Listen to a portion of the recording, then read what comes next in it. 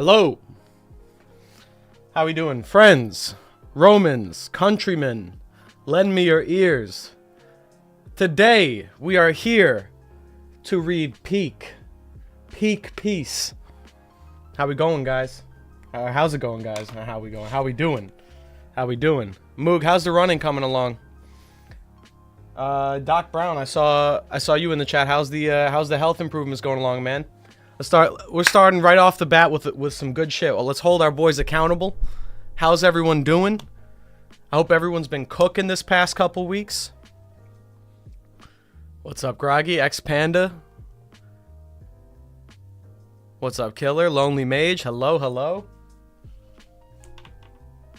All my friends are here. We're going to be reading some fire today. I'm excited. I'm very excited. I've been waiting. This has been the longest break week in a minute. Feels like. Thanks, Anton. You said Bing chillin'. What about you, man? You've been writing? Yes. Actually, that's been on my end. I've definitely been holding up my end of it. I spent last night. I was up until 4:30 in the morning, writing, working on the outline for my story. I've done a lot of reworks of the idea. But now I'm in a place with it. I feel pretty confident. Is interesting, fairly original. I have a lot of options with where I can go in the story. So that's all great. I'm feeling very good about my my writing right now. I mean, I haven't actually written out anything yet, but I've been working on the outline. I've been basically creating the world. So my writing's coming along pretty well. Thanks for asking. Frogman said, I am a week off sodas, a bad habit. Yo, I wish I could do that, man. I quit sodas for like a month, and then I just went right back to it. But if it means anything, I mean, I don't drink, I drink mostly diet sodas now. I don't do the ones with the sugar in them. But either way, I gotta quit that too.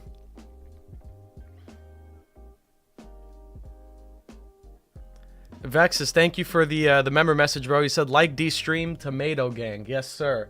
All my Tomato Gangers out there, please drop a like for the stream. I need to add something to the stream deck for that. Nice. Oh, thanks, Matthew. It's gonna be a while till it's done, but I'm gonna be chipping away at it over the next couple years, probably. I am going to be running my writing by some people that I trust to help me with it, so it'll be as good as it can be. Paradunce's diet soda is 100 times worse than regular soda. Is that true? I always hear that, but I don't know what specifically about that is the problem. Like, what's bad about diet soda? Enlighten me. I'll stop drinking that shit right now if you give me a good reason. Like, if you make a good case for it.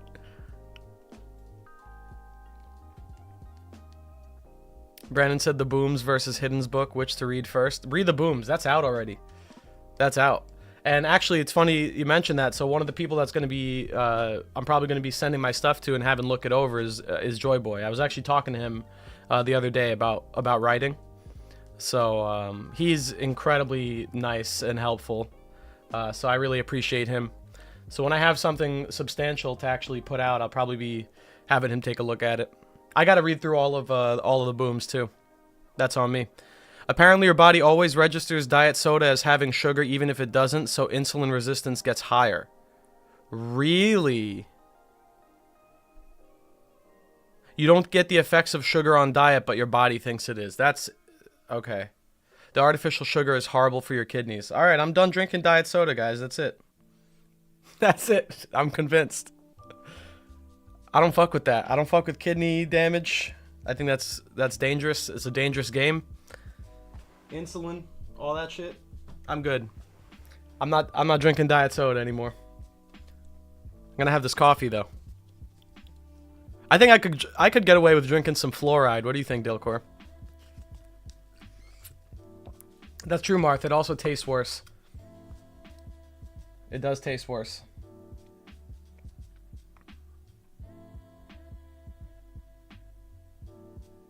If I have a sweet tooth, just moderate it. Don't do artificial. All right, Ollie. I think that's fair.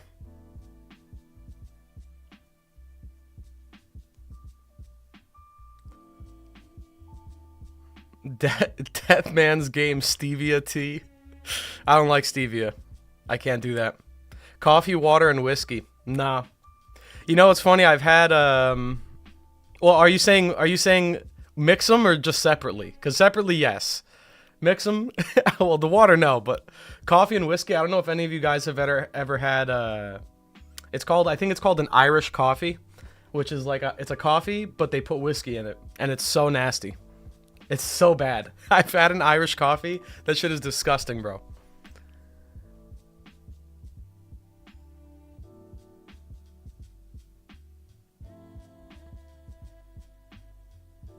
You can find studies and evidence to support anything. Don't just blindly believe random statements. Look, man, I find it easier to believe that diet soda is trash for you, just like normal soda is trash for you, than like I honestly think it's just better to drink neither at the end of the day. Like, I'm willing to take whatever excuse I can get to just not do it.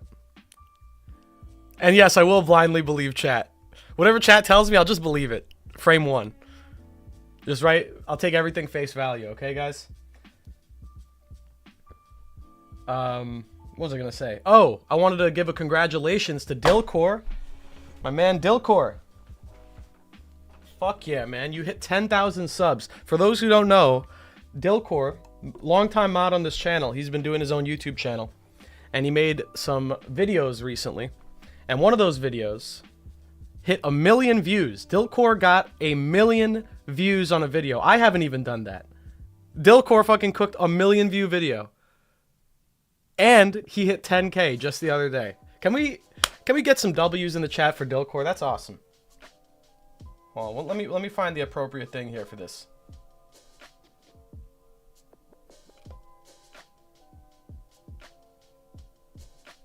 Where is it? I took it off the The One Piece! The One Piece is real!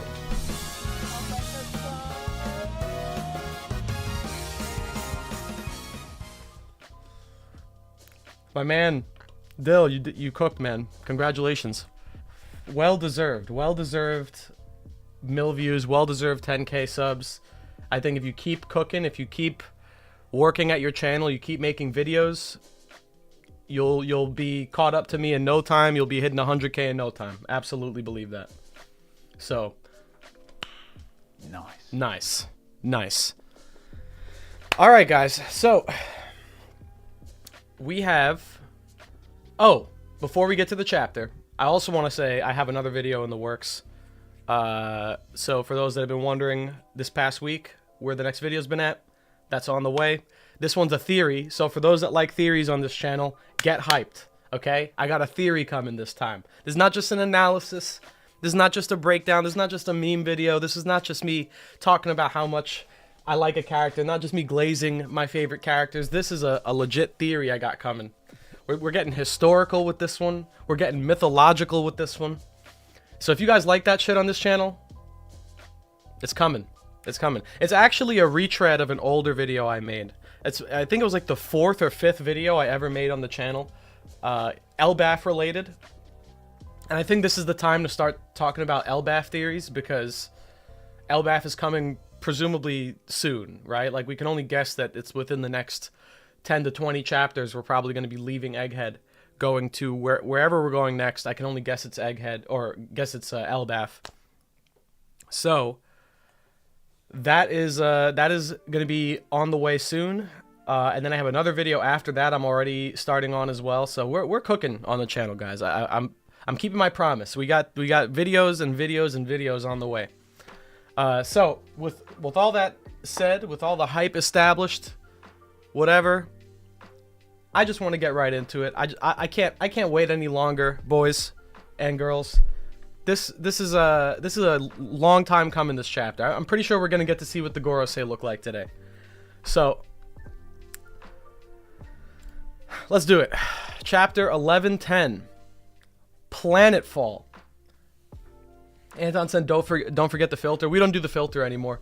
My workaround, so the filter used to be because I had the chapter blown up on half the stream, and I would put the filter on. But now I have it on low opacity, and it's in the corner, like crammed in the corner here. So the filter is, I don't think necessary anymore. I haven't had any issues without it.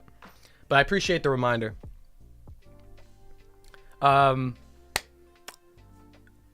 Chapter 1110, Planetfall. Let me just say it right now. This is the coolest name for a chapter I've seen in a minute. This is sick. I can only imagine what is in store for me right now. Benjamin sent me €2.50. Thank you, my friend. Bro, your theories are more like spoilers. You're my son. You are my son.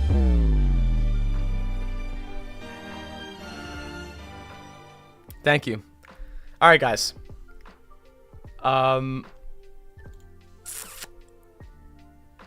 We're okay. All right. I thought I could heart the super chats, but I guess not. All right, guys. I'm gonna start the chapter from now on. If you guys want to post spoilers in the chat, if you want to talk spoilers, if you want to say whatever, you're allowed to. I'm not looking at the chat now. I'm officially starting the chapter, so you guys can go wild in the chat. Ready? Seti, let's get it.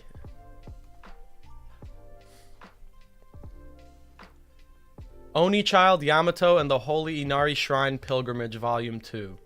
I'm going to travel all over Wano, just like Odin. Okay. This is cute. Oni Child is an interesting,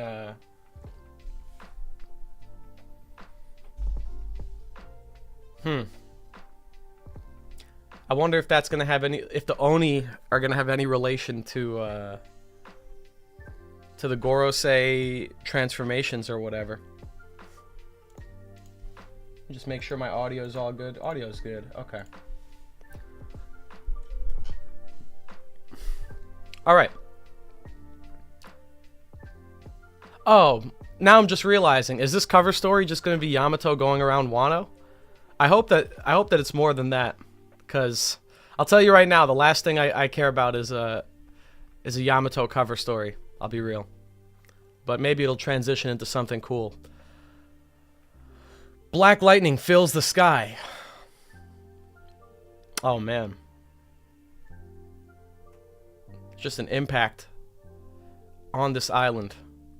What in the world? It's just like when Saint Saturn arrived. When Saturn arrived, was there a strike of, like, black lightning? I hope everyone's okay. Is that Bonnie? So they're off. Are they? They're pretty much off the island almost. Or, I don't know. Yeah, they're right by the boat.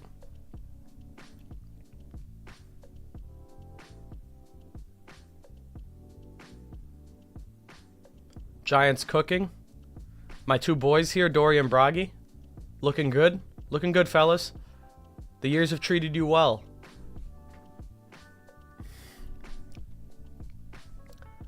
The Holy Land of Marijois. Stella, what's that? This? Why, it's the answer to everyone's dreams. Vega coffee. With just a drop of it, you can transform a mug of water into a warm, delicious brew. Wow. So how many minutes did that kill? Okay, so they have like a magic circle in the middle of the room. I remember people talking about these like these magic circle things that are on the wall in this room, the room with the Gorosei. So that's got to be correlated at this point, right? It wasn't exactly a strict deadline, but we still have 7 minutes. Fuck. Okay. Zap, zap, zap. Let's start as scheduled. Huh? Oh man, hold on. Saturn looking really cool here. Even if they try to silence our broadcast, that amount of extra time won't be long enough to stop us. Hold on. What am I looking at here? Was that a rhino? An elephant? That's got to be a Kirin. This has to be a Kirin. This is Big Bird. He got the Big Bird Devil Fruit. Wait, he's got the Dune Fruit. He's got the Sandworm Fruit. Oh, by the way, I completely random, but I watched both Dune movies. I just want to put that out there, guys. I really enjoyed both of those. I watched both movies in the past, like, 2 weeks. They were fucking awesome. They were fucking awesome. Dune 1 was great. Dune 2 blew the first one out of the water. So I got Dune on the mind right now. I got Lisan Al-Gaib on the mind. Okay? Paul Muad'Dib Azul. My man. And the Sandworm here. Pulling up. I gotta let Nami-san and the others know. There's 5 of you monsters? The Gyuki. Okay, so this is the Gyuki. And it's not... They're not getting devil fruit names. These are just the names of the monsters. So, we were talking about this. We were talking about this recently. There was a short up on the channel about what the Gorosei really are. And it's like, are they actually just monsters? Like, they're not the devil fruit user of the monster. They're the actual monster themselves. The Itsumade, the Hoki, the Bakotsu, and the Sandworm. It's a Sandworm. It's legit a Sandworm. Wait, what? There ain't no way. There ain't no way. This is actually a Sandworm? They pulled this dude off of Arrakis? Wait, what? Okay, hold on. So these guys, these are not devil fruit users. I was cooking maybe. I didn't realize that, but I was cooking like 3 weeks ago. Like, these guys are the actual monsters themselves. It makes sense. This looks kind of fucked up though. These guys look nasty. Oh my! The 5 Elder Planets. Look at this. What is this double spread? This is the craziest double spread ever. Hold on. Pardon me, homies. Let me just take a quick moment here to just take in what I'm looking at. So, if I take a little bit of time, just forgive me. This is hitting me like a train right now. I gotta take it all in.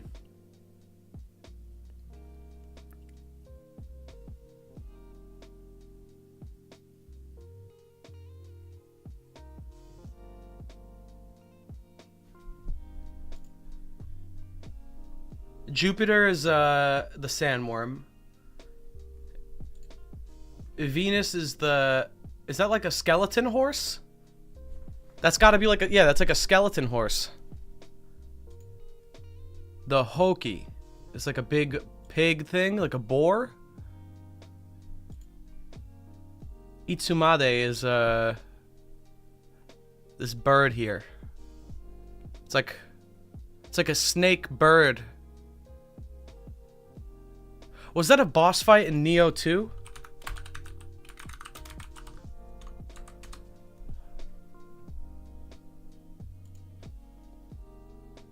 It was.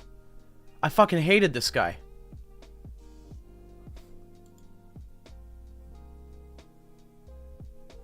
I remember this.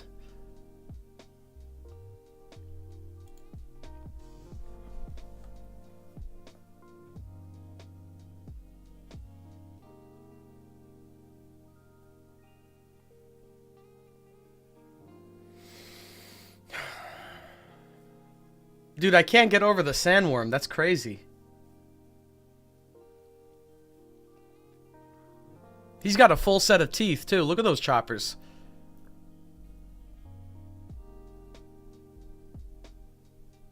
Look at that shit. He goes to the dentist. That's for sure. I have no doubt in my mind St. Jupiter goes to the dentist. All these other guys, look at these teeth. These are not cared for at all. You gotta rinse with Act, brush, maybe some Crest.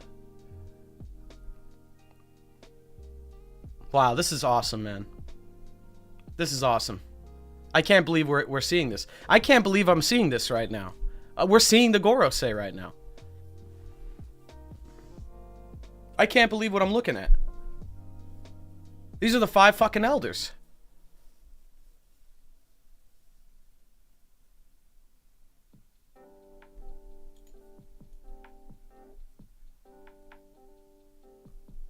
That's awesome.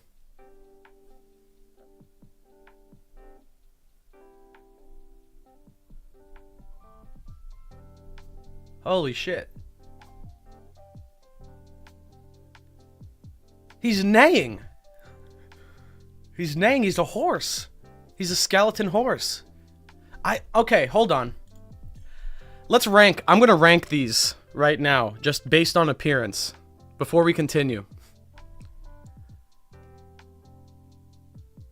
Okay.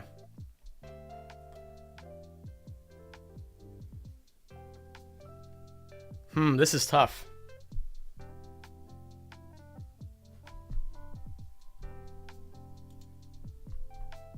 Okay. Number one, spot number one goes to... It might... Oh, fuck. That's tough, man. I gotta rank Ethan Barron, Venus Juro with the Bakotsu as number one. I think that's the coolest one. That's the coolest one. The fucking giant skeleton horse. Okay? Number two is Sandworm. Jupiter is Sandworm. Number two. Number three. I'm actually gonna give number three as a tie. Number three is a tie between the Itsumade, Mars, and Saturn. I think both of them are equally cool. I can't decide which one I like more. I like both of these a lot. It's honestly all really close. And then I'm going to have to put St. Topman, Warcury, the Hoki at last. I think I'm not too impressed by what I'm looking at here. You're just a big pig. And we saw Odin cut something that looked just like this in half, like 100 or so chapters ago. So while I think, it's definitely terrifying, and like in a vacuum, I would be intimidated by this. When you place him next to the giant bull spider, the fucking shrieking snake bird, looks like Ho-Oh from Pokemon. You got fucking Skull Knight from Berserk, and then you have, what are the fucking sandworms called in Dune? Hold on. The Shai Hulud, thank you. There we go. We got the fucking Shai Hulud on the left here. I'm sorry, I gotta put the pig last.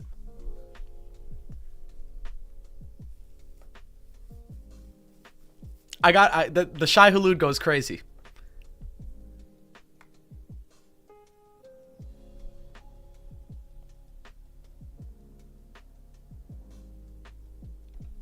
Hold on. This is too cool. He's just dipping. He's zipping across the forest right now. He's transforming back into a human. Oh! What? He could go centaur mode. That's so badass! Thank you. Thank you, Oda. Thank you, Oda. So, okay, so one worry I had with this transformation was that he wasn't going to be like a cool fight for Zoro because he's like a swordsman, right?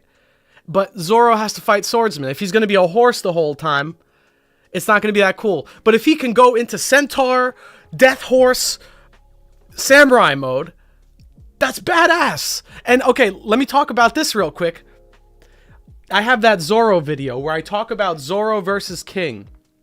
And I talk about how Zoro's opponents, or at least with King, it was like symbolizing Zoro fighting death itself. And Zoro's ultimate enemy is death. Like, no matter how strong he gets in this world, he will still die at the end of the day.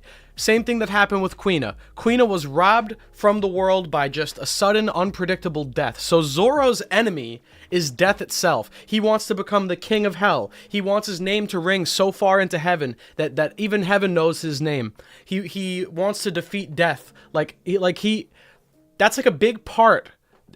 That's a big part of Zoro's character, is not letting even death stop him.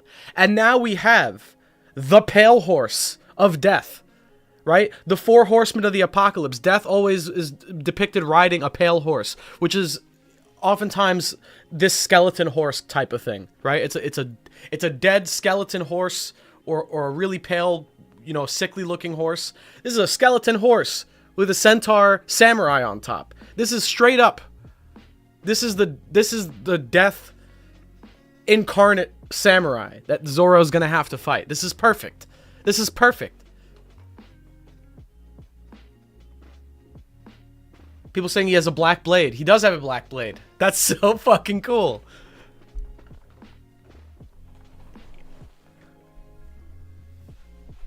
Oh, shit. This is awesome.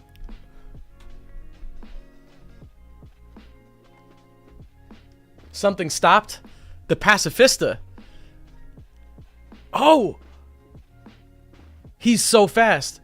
Did you see that? A large horse was spotted galloping down the coastline. A large horse. What is emu then? I gotta see what emu is. That's crazy. The pacifists on this end have all stopped. Same here. Are those slash marks? Negative. They've been partially frozen. Oh, is that the freezing cold of the underworld? Is that's like Brooke?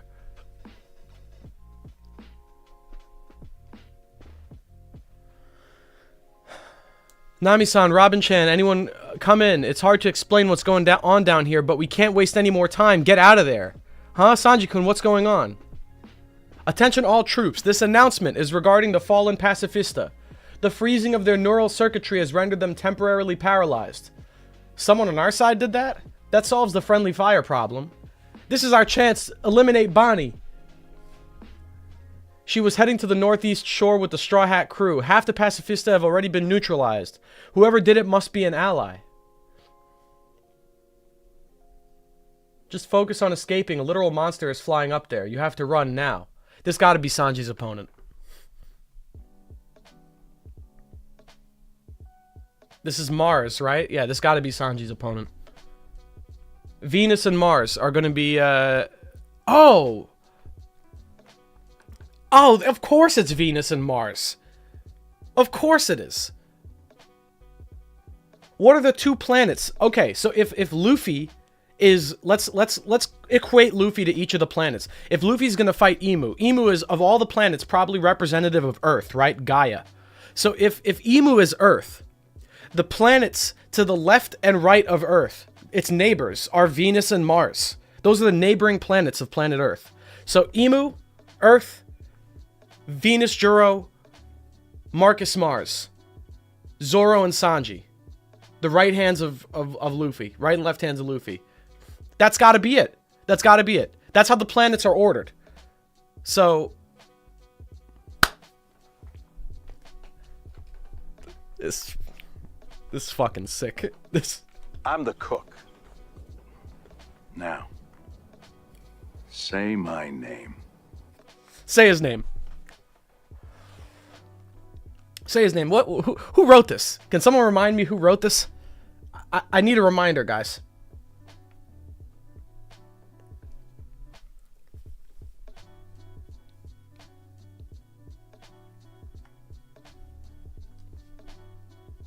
Just focus on escaping. A literal monster is flying up there. You have to run now.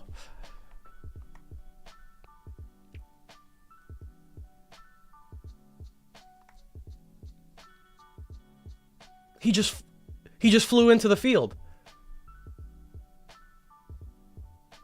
Oh, Venus is so cool, bro. This is the coolest one. Before I even saw the Centaur thing, I put him number 1. This solidifies it for me. That's it. That's it. That's the coolest one. Are you kidding me? Look at this shit.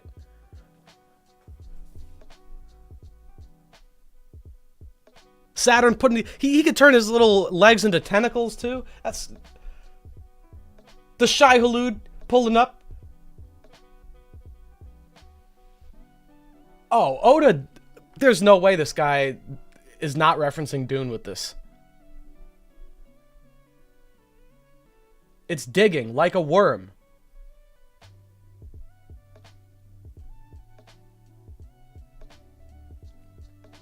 Sanji, Usopp here. We'll be sure to run, but Zoro and Jinbei aren't back yet. We met up with Brooke and Lilith, and the ship's good to go. See, I told you it'd work out. Thanks to Usopp, not you. Sounds like the situation is dire. If he's still fighting, I'll drag him back by force.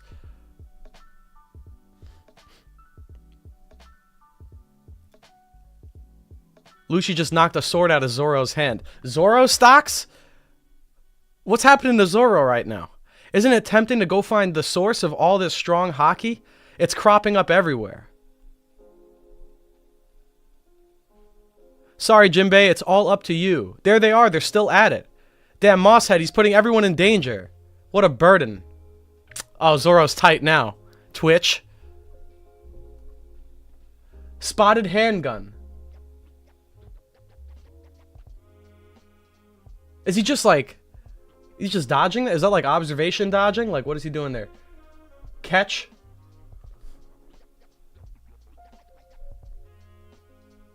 Three sword style. Spotted leopard Hahava hunt? Oh!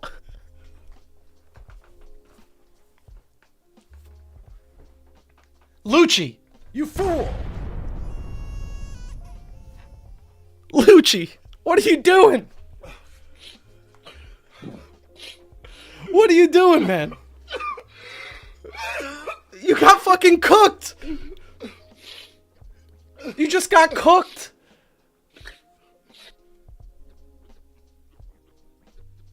Oh! Oh! One shot! That's all it took? Is that it? Oh, I've underestimated Zoro. That's it. That's the fight. Only took 5 months. What? Wow. Did you see him? What a nostalgic face. A dark belly is no place for someone like that. Oh, Luffy got swallowed. Oh, damn.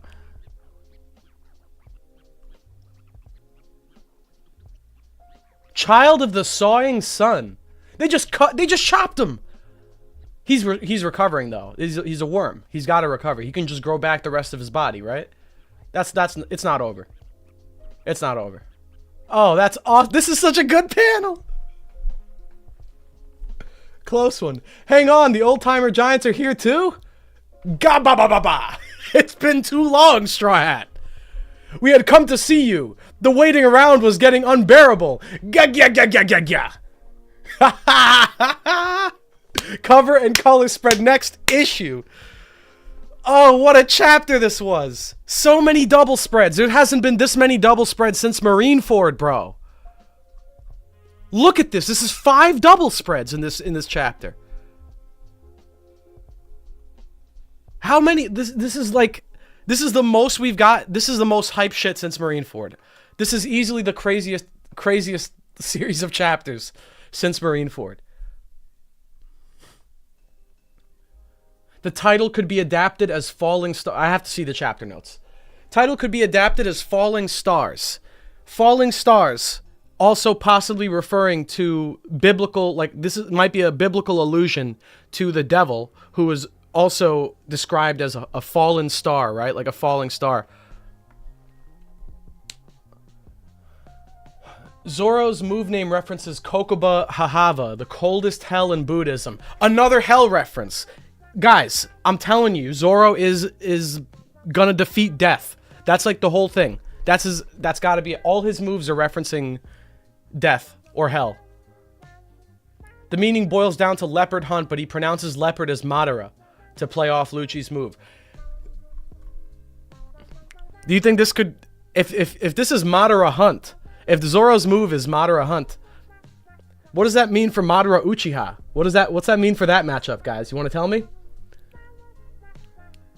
Dorian Bragi's move name means Sawing Sun, but the Furigana makes it sound like Child of the Sun, making it almost seem like a continuation of their dialogue about darkness being no place for Luffy. Oh! A dark belly is no place for someone like that.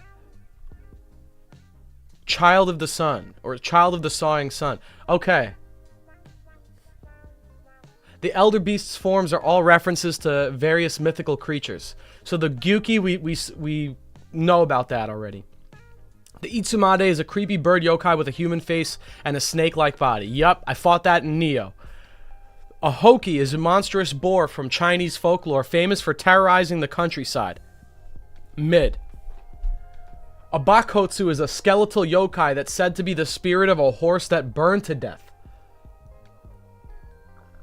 A sandworm is a mythical serpent or legless dragon that appears in numerous modern fantasy franchises. It could also be related to similar creatures in works of Dune. One more time. Actually, different one.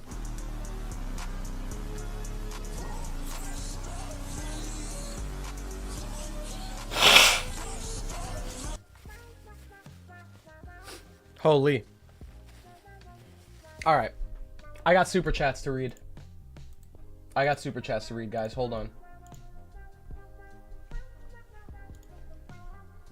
All right, what do we got here? Thank you guys for the very kind donations. All right, $5 from the Lonely Mage. Mars reminds me of the Southbirds in Skypiea.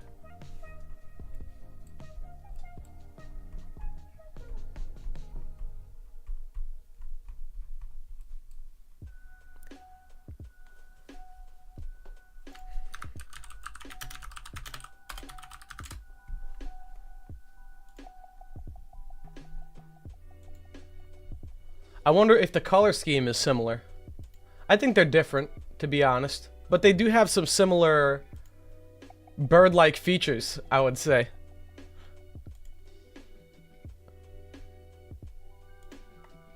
The color schemes, though. We're going to have to see the color scheme. It also kind of reminds me of this.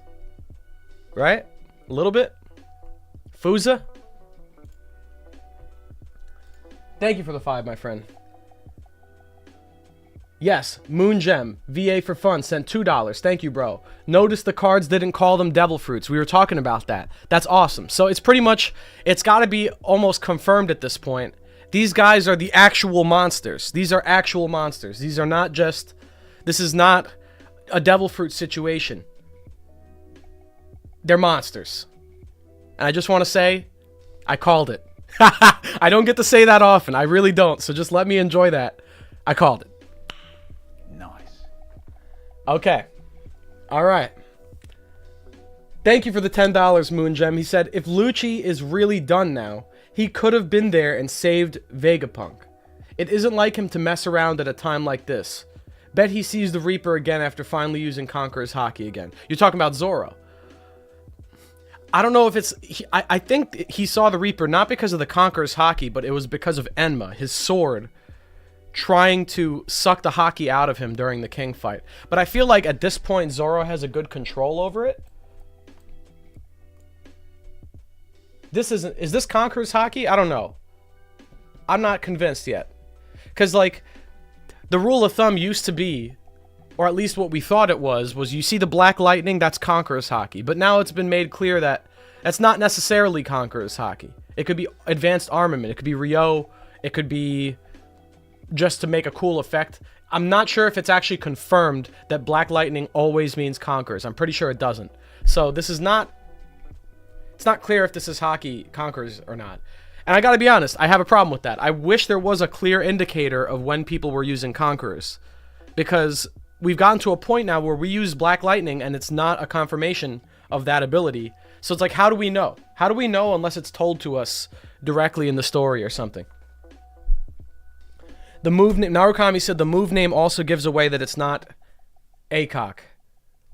Why? So what about the name gives that away? I'm curious. Does he have a pattern? Does Zoro have a pattern when he uses his Conqueror's moves? Like with the naming? Brandon King, thank you for the $2, my friend. Gorosei yokai names are in Wano Oda boxes. Oh. Are those unique to Wano? Or are these the... Yeah, these are the Wano boxes. Do you think Oda's just using that, like, forever now? Is that... Or you think he's trying to say something with that? Because we know that Wano is the source of the poneglyphs, right? They made the poneglyphs in Wano, and they didn't have borders back in the day. We can only guess. So Wano could have been a lot bigger than it is now. It could be that maybe these creatures came from Wano, But I don't know. He says King of Hell style. Oh, thank you, Anthony. Anthony's Crew said, he says King of Hell style. So that means if Zoro's going to be using Conqueror's-based attacks, he's going to be starting his attack name with King of Hell style. That means that Lucci got his cheeks absolutely clapped. Zoro just performed a drum solo on Lucci's cheeks. No Conquerors needed for this one. Just pull out the Spotted Leopard, Madara Hunt, Hava Hunt. Cook this guy in one move. Wow. Lucci stocks are in the dirt right now. That's a market crash.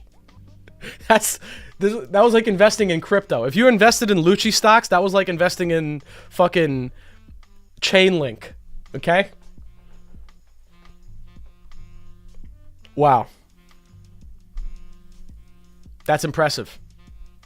That's impressive. Yeah, I hope you guys enjoyed investing in Leopard coin. Didn't pay off. Didn't pay off. I was an investor too. I'm dead broke now. Okay? I was investing in Leopard coin for the past 5 months and I'm dead broke. I got owned. All right, well, thank you for the super chats. I think I'm all caught up now. I missed some member messages. Hold on. Dexter said, I'm actually working on Dune 3, even more sand. Oh, nice. Yeah, I heard that one's good. Atlas said, like D-Stream. Thank you, bro. You guys are my sons. You are my son.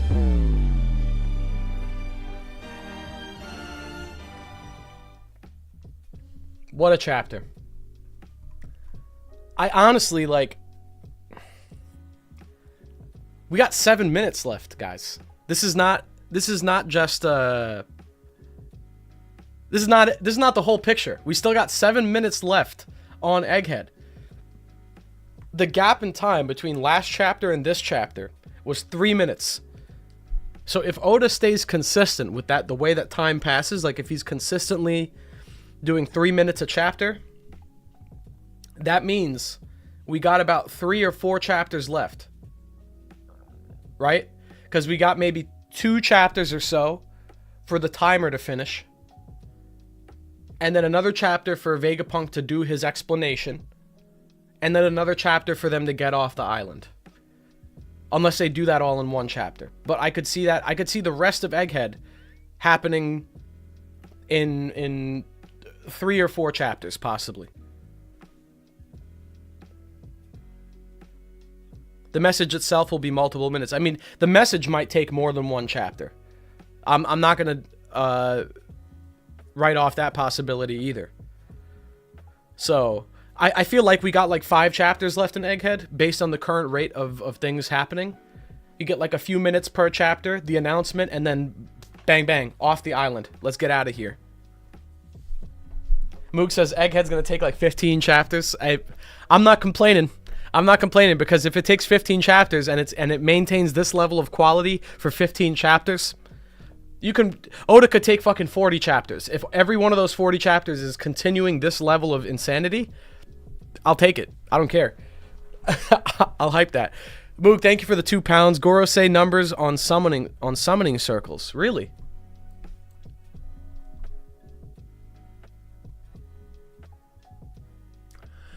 Now hold on. Hold on. Okay.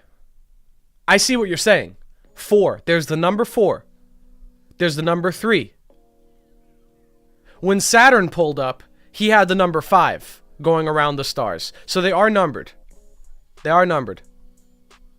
You're right. That's a really good catch. Saturn is number 5. That means that Saturn is 5. Mars is 4?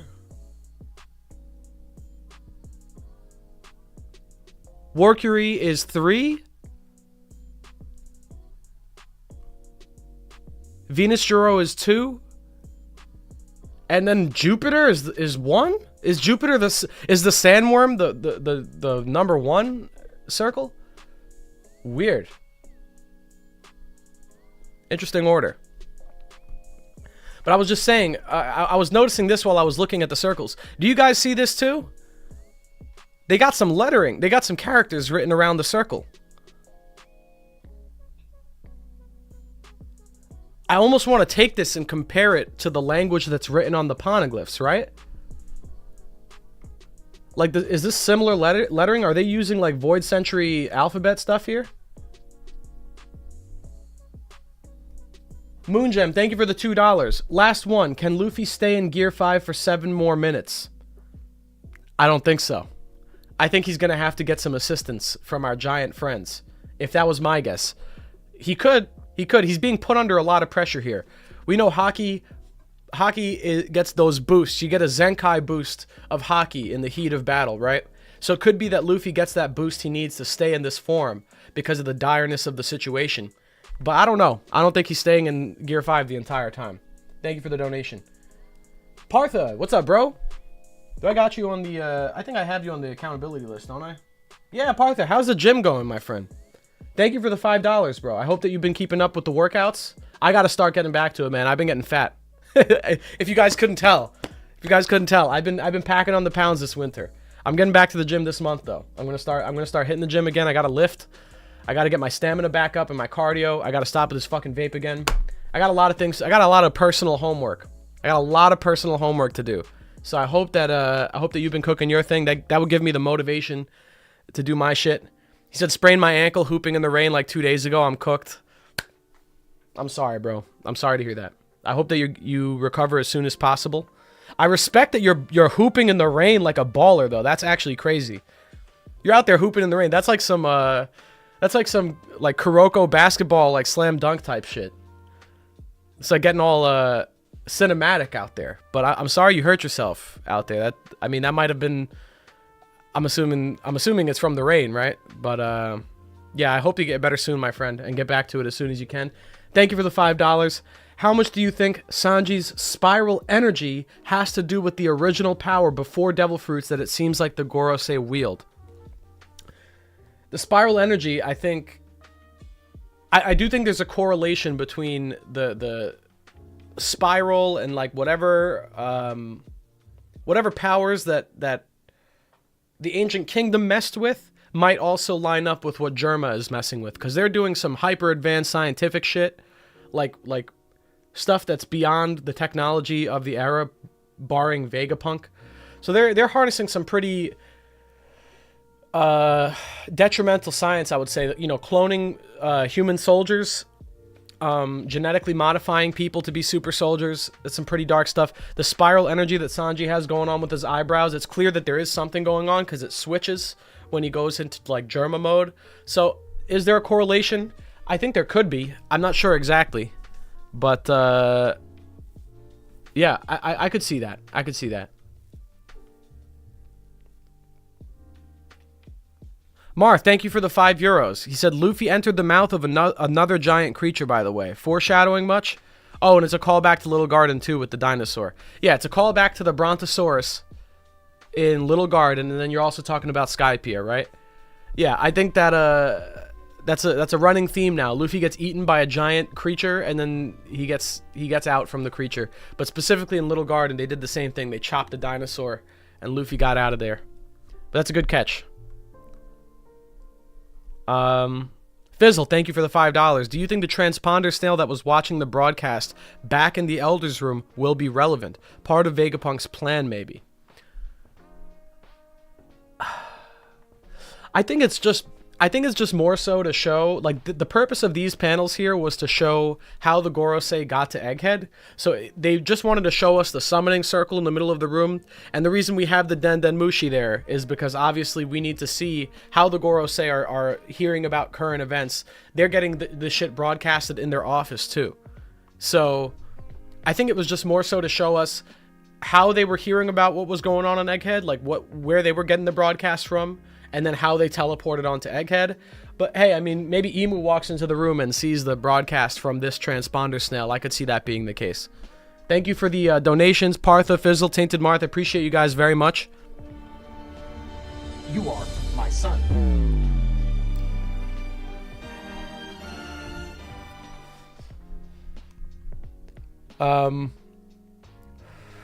Partha said, this chapter cemented for me that Dory and Bragi die to get the Straw Hats off Egghead. I think that's going to happen. I'm anticipating a sacrifice of some kind. I feel like with the stakes this high, I can't imagine you get off the island without losing any good men. Like, especially if Luffy gets knocked out of Gear 5 somehow. We already see Dory and Bragi helping him at the end of the chapter, like saving his ass, kind of. So if that's the case, this might just be showing us that, yeah, Luffy's gonna need the help to deal with the 5 Gorosei at once, because they're going around cutting up the Pacifista, invading the Labostratum, trying to chomp Luffy, you know, like they're destroying the entire island, hunting down Luffy, hunting down Bonnie. Some sacrifices got to get made, I think, in order to get off this island in one piece. Nice. Yo, Jeremy McJeremy Face, welcome to the crew, bro.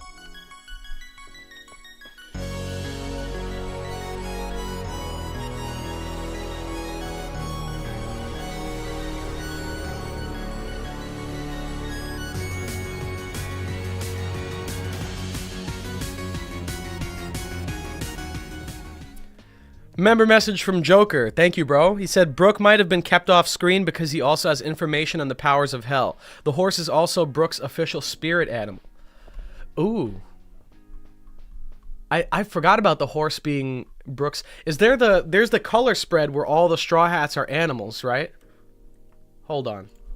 One Piece color spread animals Straw Hats. This one.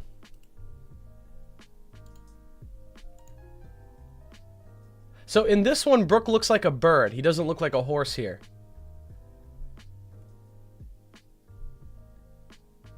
But, well, he's like chasing after a bird skeleton. Is it a horse? Where's that from?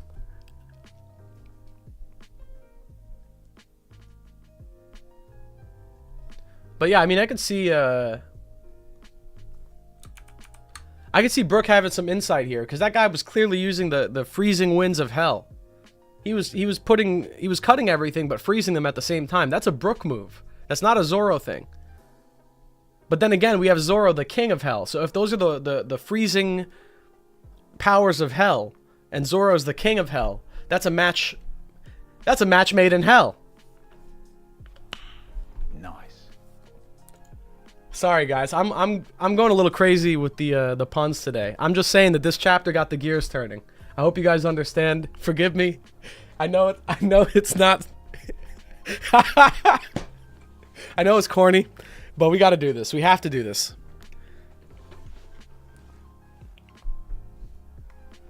Mr. Pastige said, not sure if anyone has mentioned this yet, but have you noticed that Dory and Bragi saved Luffy the same way? Oh, yeah, we just talked about that. So, yeah, he saved him just like how he saved the dinosaur in Little Garden. It's like a repeat of that moment. Chopping the Brontosaurus's neck. I think that's cool. That's mad cool.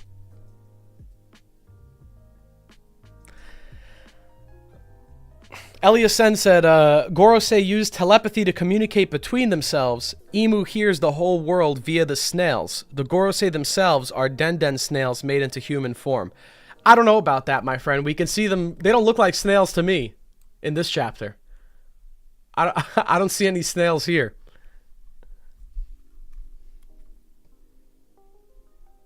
I think at this point, once we have them turned into, you know, all the monsters off Sesame Street here, I think we have to take this at face value.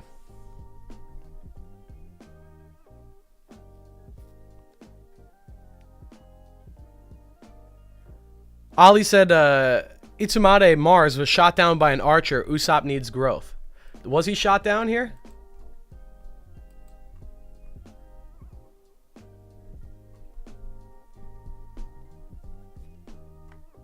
It looks like he just like dive bombed into the Labostratum. That's what it seems like happened.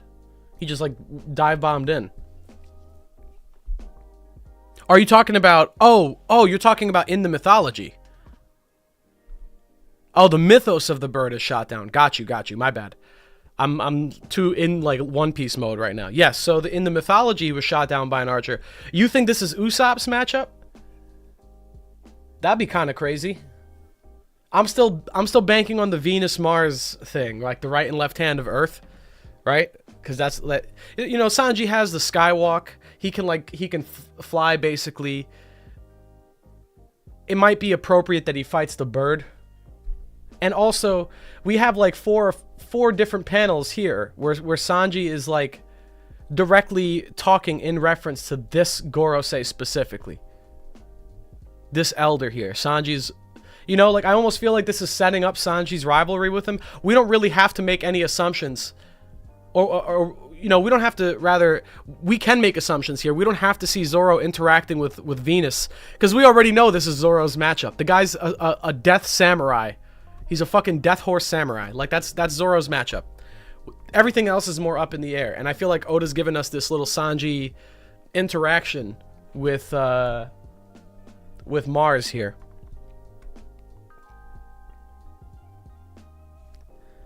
Partha, thank you for the $5, my son. He said, I think they killed a worm Gorosei in sacrifice. Visual parallel to them cutting down the fish in Little Garden, except they give their life this time. I would be so sad, bro.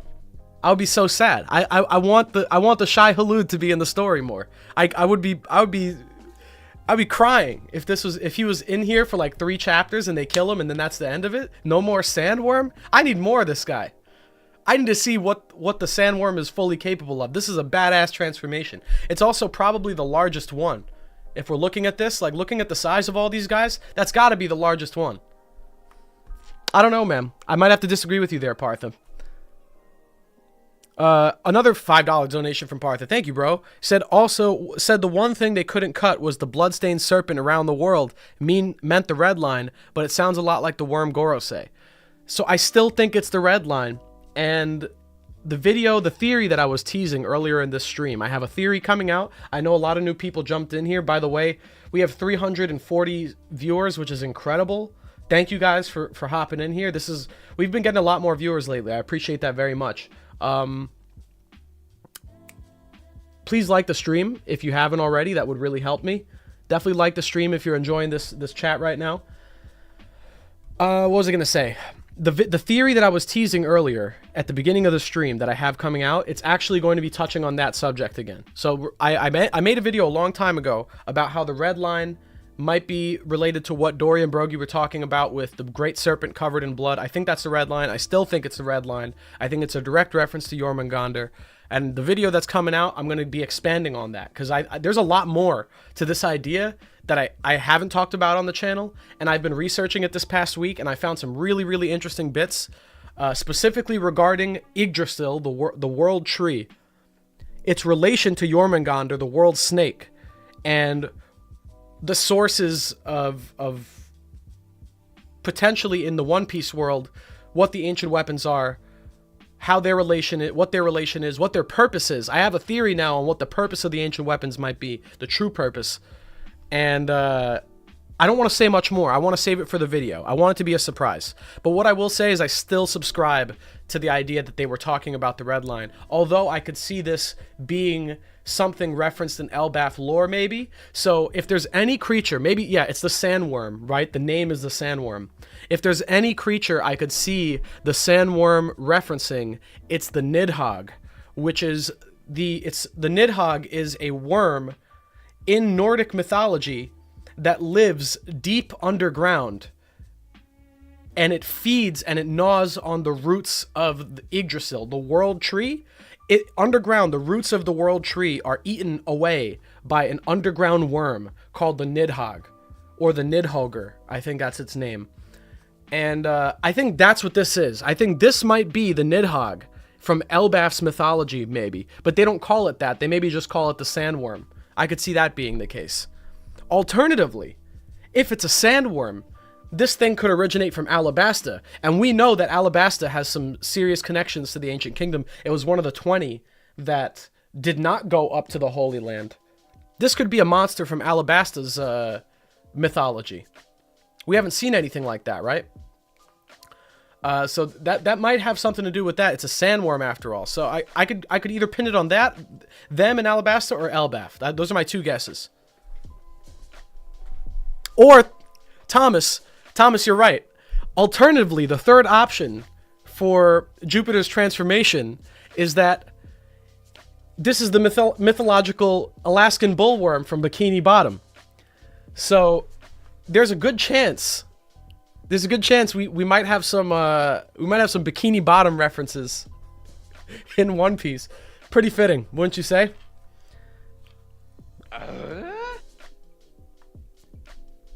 Yggdrasil is Fishman, Marie-Joie is the heavens, but Laugh-Tale is in the middle of the tree.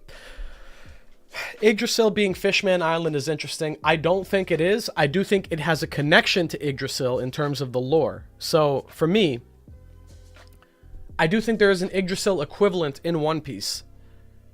I don't think it is a location we've already been to. However, I think the locations that we have been to have connections to Yggdrasil in the lore, and that's what I'm going to talk about in the video. So I'm not going to go too crazy on that for now.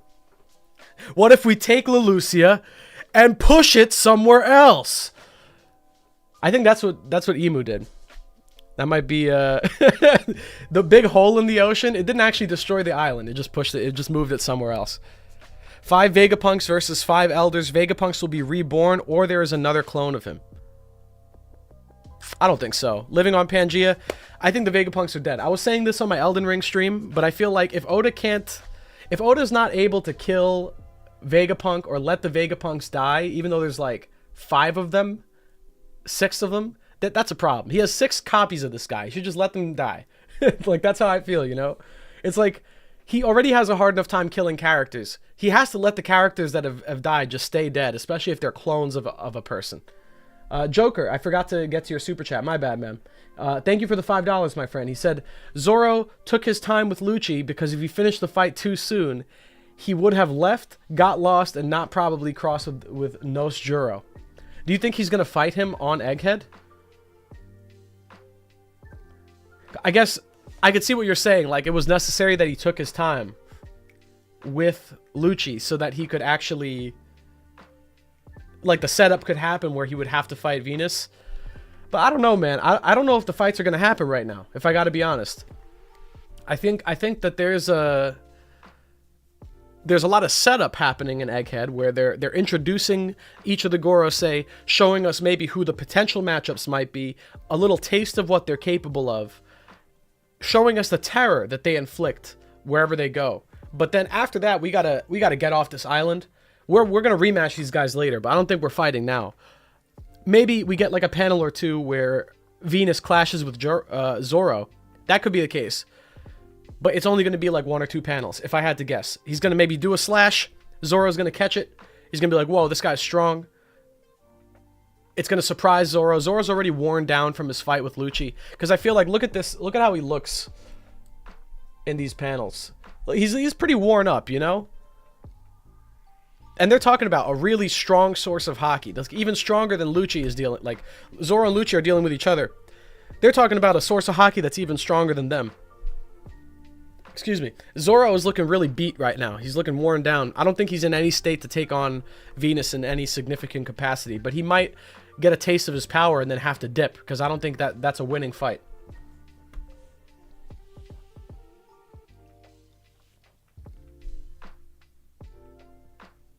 And Justin Bernardin said, when I get my hands on Oda for Kinemon, I'll never forgive the Kinemon thing. But you know what? Like I love Oda. I'll let him cook. Maybe he has something in the works with Kinemon. He's planning something with that character that we don't know yet. So it could just be like, you know, the man has a vision. We don't see the vision yet. But when he shows us what the plan is for that character, we'll be like, oh, okay, I get it, Oda. Thanks. That's fine. But for now, until that happens, I'm not happy that Kinemon's alive.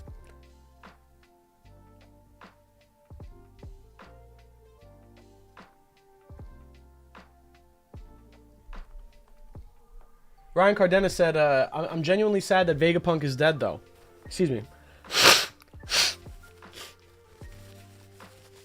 I'm sad that Vegapunk is dead. He was so hyped throughout this whole series, and we finally meet him and die in the same arc. Feels bad, man. You know, I'll be real. I talked about this. So this is going back now maybe a little over a year. I talked about this on a podcast.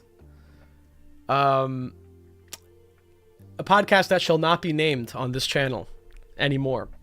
But I was on a podcast about a year and a half ago, and I was talking to the gentleman on there about this idea I had, where I was saying at the beginning, this is the beginning of Egghead, just when the arc started on the podcast that shall not be named. I was on there, and I was talking about how Vegapunk has to die this arc. And the reason Vegapunk has to die is Vegapunk knows too much about everything, right? So the way I see it is this is how I was talking about it a year ago. That at the beginning of the arc, I was like, okay, Vegapunk has all these secrets. He knows how devil fruits work. He probably knows about the Void Sentry because of the Ohara stuff. He knows about potentially what's the deal with Imu and the Gorosei. He knows way too much. If Vegapunk stays alive after this arc, it just means that we have a big potential spoiler walking around the story, because we're supposed to learn about the Void Sentry more organically through exploring the world, putting the poneglyphs together, getting to Laugh Tale.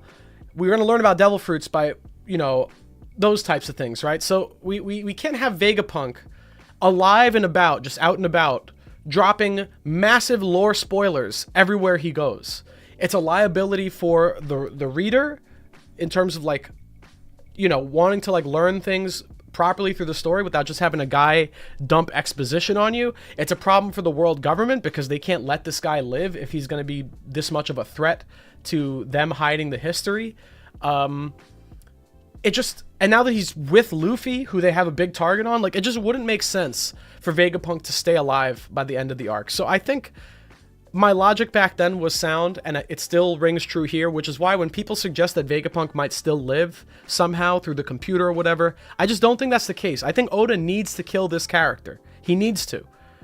Vegapunk's knowledge is too powerful for us and the Straw Hats. We can't have that. It'll ruin the adventure. So I think that guy needs to die. I think it's important that he dies for the story. I always thought that. Never changed my mind on that. So I'm ready for Vegapunk to be dead and out of the story, and we have to carry on his legacy. Frankie maybe inherits his legacy in some way. Maybe takes the green blood onto the ship. You know, the Mountain Dew. Joker, I see the $10 donation. Thank you, my friend. He said, I think they'll have a clash. So Lucci was a plot device to keep Zoro in a central location, because if him and Jinbei were with Sanji and Luffy, it would have been a wrap. Yeah, I mean, look, I'll say this. If Zoro, Sanji, Luffy, and Jinbei all team up versus the Gorosei, I think they have a better shot at surviving the 7 minutes. If they all try to get off the island and they end up having to leave Luffy there with the Gorosei, maybe with Dory and Bragi helping him, I don't know how well that's going to go. I think that's not a recipe for success there. But with the monster quartet all together, that's a different story. So you could be right that Oda is keeping them separate for a reason, to help build tension and to create the problem that's probably going to come, which is they're going to each be dealing with the Gorosei individually in their own locations. These Gorosei are very strong. So, you know, it's a lot more of a challenge if they're separated and have to fight one-on-one as opposed to doing a group sort of like Straw Hats versus Oars scenario. But thank you for the $10, bro. You are my son.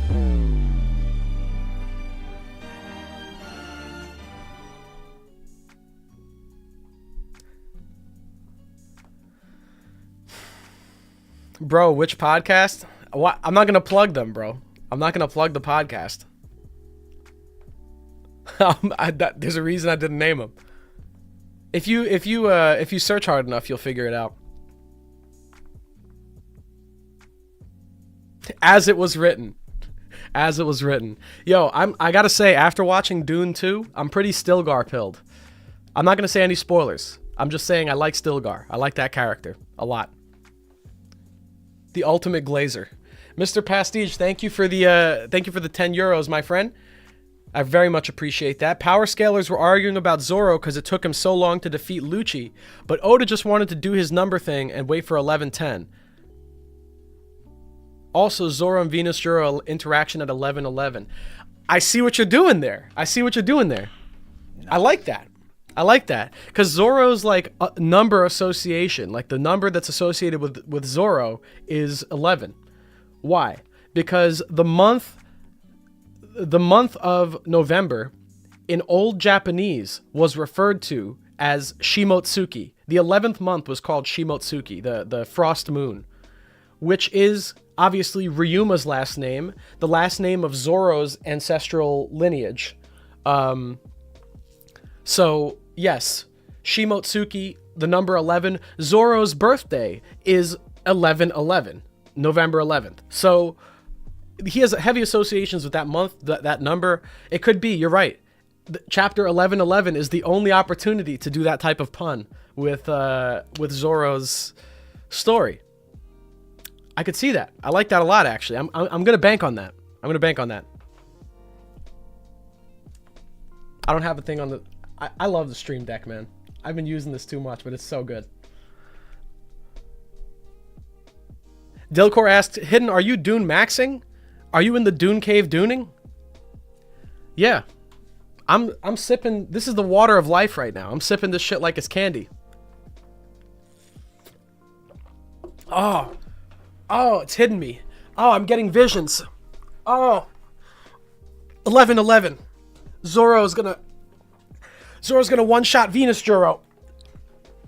I'm seeing it. I think I'm seeing it. Sanji's gonna do nothing. Jinbei's gonna just stand around and talk. It's coming to me. The visions are coming in. Dory and Bragi are dying. Nami gets no dialogue. Moongem, VA for fun. Welcome to Commander. Thank you for joining the members, bro.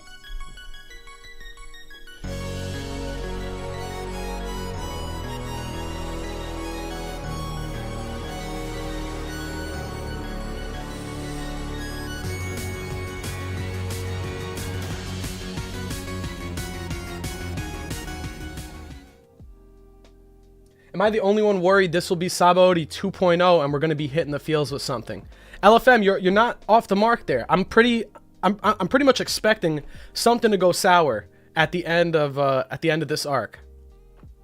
I feel like there's no way this goes off without a hitch, man. This is too serious of a situation. This is too fucked up of a situation, right? Like, they are in the midst of the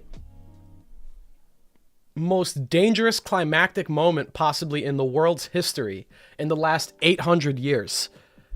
There's no way this doesn't have any serious ramifications upon either the Straw Hats, their allies, or the world at large. This is not ending well.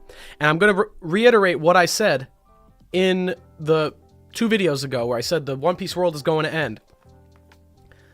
This is going to be the inciting incident that causes Imu to start the Great Cleansing, the end of the world. Imu's going to try and end the world or reset the world back to where it was 800 years ago and end the current world with some great cleansing because of what's happening right now. And if the Gorosei... I mean, look, I don't think the Gorosei have ever been even attacked in 800 years, unless something happened at God Valley that we just didn't see yet.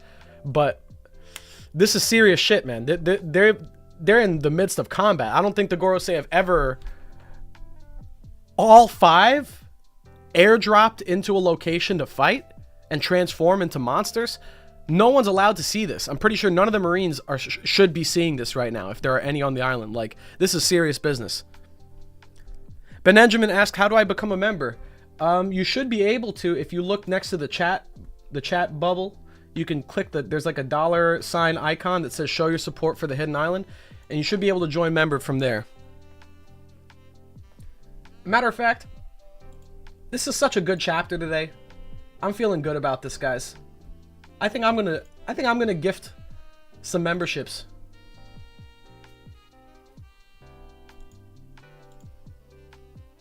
I already used up all my free memberships, so this is out the pocket. This is out the pocket right now, okay, guys? This is just for me to this is me showing my love to everyone that's in the chat. Boom. Hitting you guys with the 5. Welcome, Jay Groggy. Welcome, Brandon King. Welcome, Juan Martinez. Welcome, BeatGamer99. Welcome, LeBear. I apologize. I'm sorry to the guys that didn't get the members. It's random. I don't have any control in this. But to those that did get lucky enough to get the gift, welcome to members, my friends.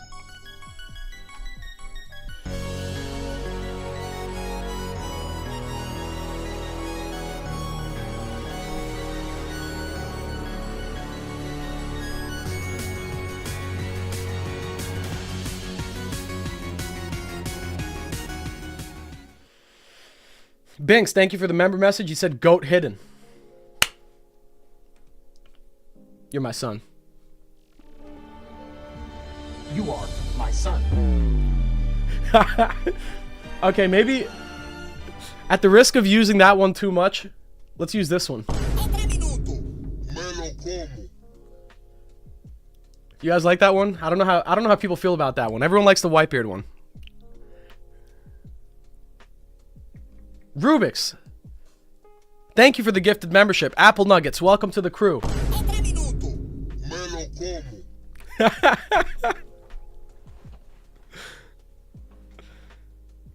Oh, Paths gifted 5 memberships. Let's go. Let's go. Welcome to the crew. Ryan Cardenas, Skylar H, Tahir Wallace, DJ Stanley, and Rust. Welcome to members, my friends. You are my son.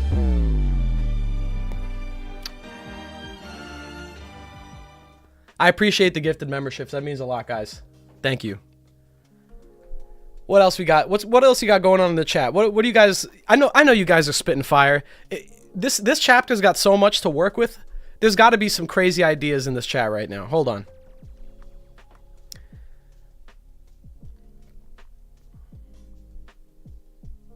Glad I managed to catch a stream knowing how good this chapter was. Oh man, I'll say this. I'm glad I didn't get spoiled this chapter. I actually managed to dodge them all week. I was very conscious of like what social media I was using. I did not want to see the Gorosei before I read this chapter. I needed it to be raw. Like I couldn't get that spoiled. So I'm very happy I got to go into this chapter completely blind, because this reveal, this page with the 5 elders, that might be one of the best double spreads on Egghead. In the story, maybe. This might be one of the best double page spreads in the entire story. And then last chapter, we got the whole panel of them fucking bolting in with the lightning. That was also cool. Like we're getting such insane panels. And it's crazy, right? Because I remember, people were saying like, oh, Oda's art style has been, it's been taking a hit. Oda's drawing it's not as good as it used to be. I'm worried for Oda's health. And I think that's all valid. Worrying for Oda's health is a good thing, right? But I saw people saying that like, oh, is Oda's art like just not going to be good from now on? If you needed proof, guys, that Oda has still got it, that he's still in his bag, just look no further. The man still got it. I could not draw this in a million years. This is awesome. Yo, Den Kushi, what's up, bro?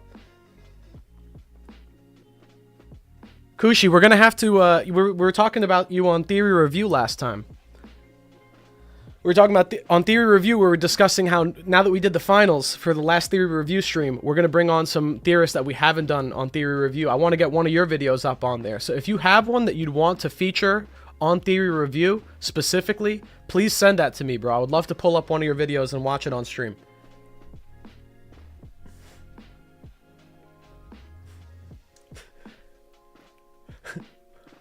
Wyack, I'm sorry if I'm pronouncing that wrong. Wyack asked me, who's my car's goat?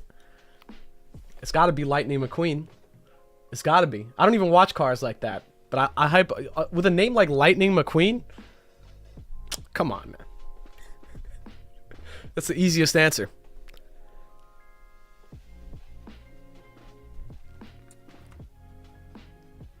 Benasay said, I gotta work soon, but this chapter blew my mind. Samurai Gandhi is my favorite one. I gotta say, man, I think my ratings might be unchanged here. I gotta put Venus at number 1. I'm gonna hype up the Shai Halud. I'm putting this at number 2. I gotta put the Sandworm at number 2. I'm putting the Bird at number 3. tied with the snake. The spider is so cool, man. That's just such a cool. It's such a monstrous, dope transformation. I gotta give it respect. It's also the first one we saw, and I think, I'll be honest with you guys, I think of all the Gorosei, to get Saturn as the first introduction to their demonic powers was the best choice, as far as I'm concerned with Oda. That was the best choice. He's the most bizarre design out of these, if I had to say. Like, this is definitely the weirdest one.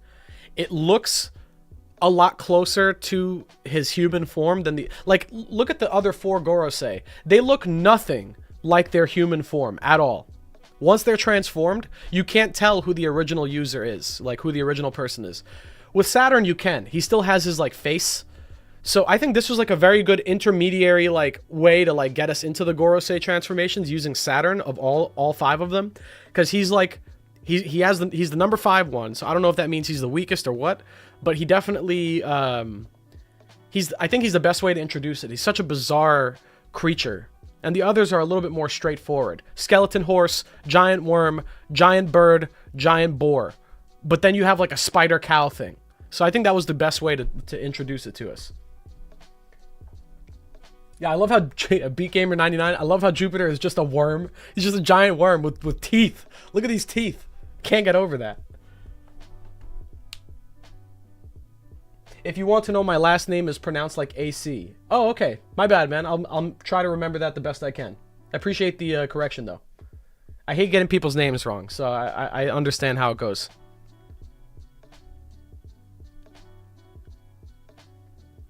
Brandon King has a theory. He said... Alright, here's a theory. Gorosei all have different regen. Saturn reverses time on his injuries. Horse regens his body back onto the horse. Bird has Phoenix regen. Worm splits into multiple, etc.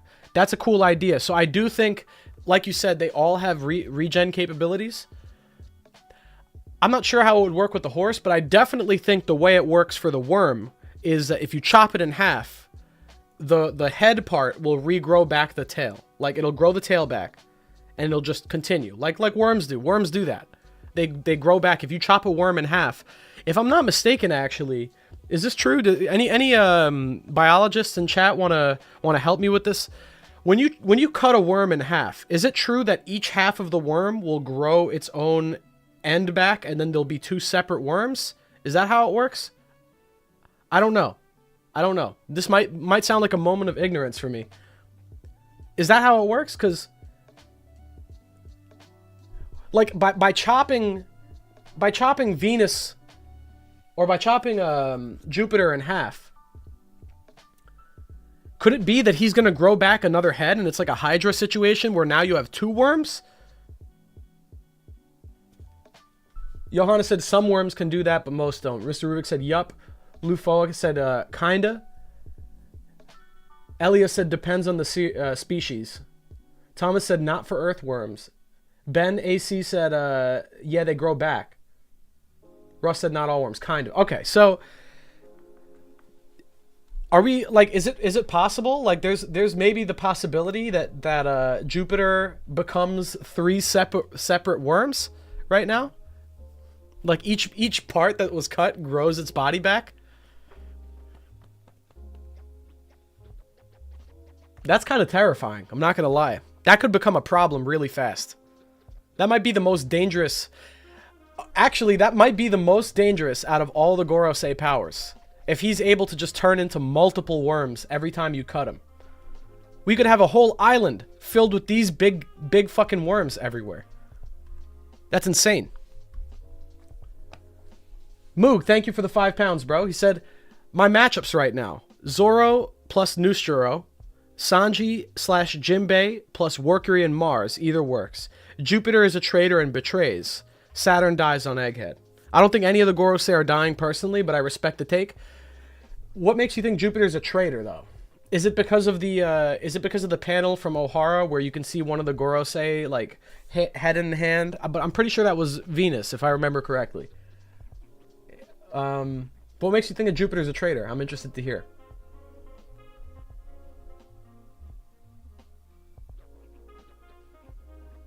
It's manga possible. Yeah, Lex. It is. Anything's possible in the manga. Oda could go that way if he really wants to. It might be a little bit overpowered, but I can make a video on it if you want. Lots of reasons, honestly. I mean, look, if you want to make a video on it, go for it. I'll pull it up. If it's a substantial theory, you know, like at least 5 to 10 minutes, I'll pull it up on Theory Review. I don't mind. That's up to you though. That takes work.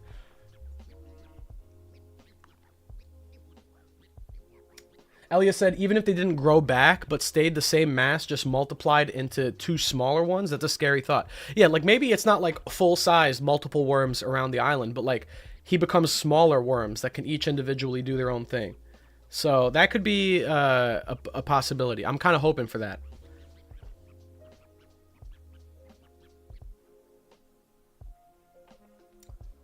Ooh, Ali, I like that theory. So Ollie's theory is that the Gorosei lose life like Luffy does when they power up. So Saturn is aged the most from using his powers too much. That's a really interesting concept. So you know how every time, guys, you know how Luffy goes Gear 5 and he becomes old after using Gear 5, like he turns old? It could be that the Gorosei are immortal, but every time they transform and use their powers, they get older and older. And the reason that Jupiter is the youngest looking Gorosei is because he's used his power the least out of all of them. And Saturn used his power the most, maybe. Which is why he, I don't know, maybe he's the oldest. He does have the biggest beard. That beard is massive. I'm down with that. I'm down with that. I could see that being the case. They're weakening themselves every time they abuse this power.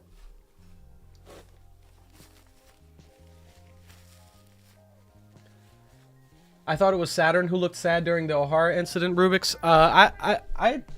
If I'm not mistaken, I think it was, I'm almost certain it was Venus Juro. Let me go find the chapter. Hold on. OP, what chapter was the burning of O'Hara? It's roughly around 400. Let's check.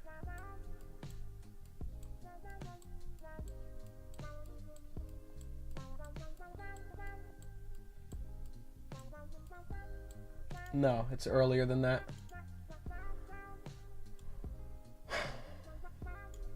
I'm finding the chapter, guys. Give me a second. Okay. Almost there. I found the O'Hara flashback.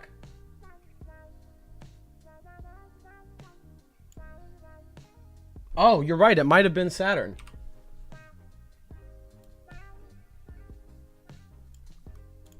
Here, guys. I'll pull up the chapter now.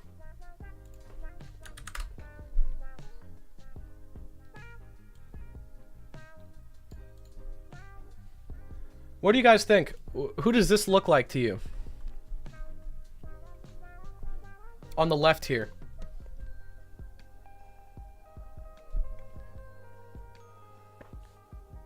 That looks like Saturn's mustache. It looks like Saturn's nose. It was Mars, long beard. Was that in the anime? The chapter, if you guys want the chapter, it's chapter 395.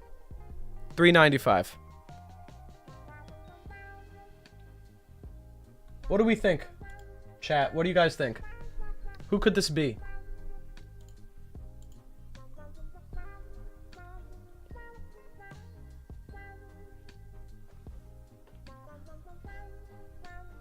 Kureha?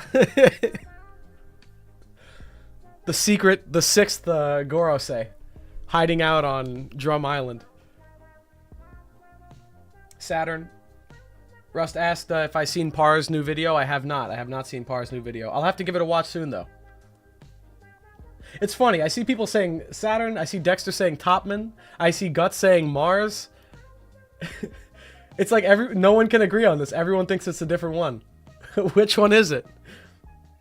Alejandro said it's Caribou. So we're all over the place. Ali says Jupiter. I think we've seen...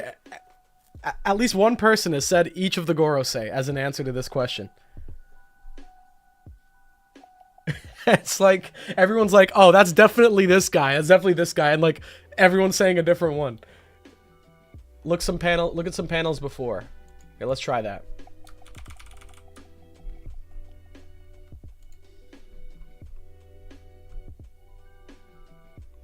Okay, so the one who said kill him, that looks like Jupiter. That has to be Jupiter. This one is Saturn. Right here, this nose and mustache, that's got to be Saturn. This is Saturn here. Who is here? That's also Saturn. Saturn. Saturn. Saturn. That, to me, that's Saturn. It's the same angle. Same shadows. Nose, mustache. He has the hat. He has the beard. You can see it more clearly here. That nose, that side profile is very, very distinct. And it looks like that's got to be Saturn.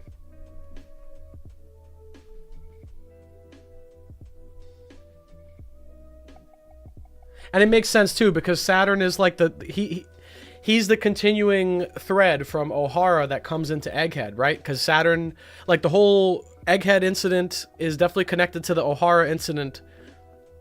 The will of O'Hara is being carried on by Vegapunk. Saturn's been fucking with Vegapunk. Saturn pulls up.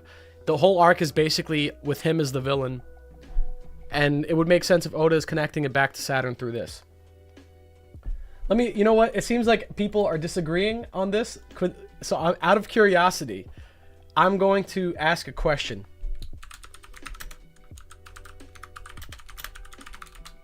I'm going to put a poll up.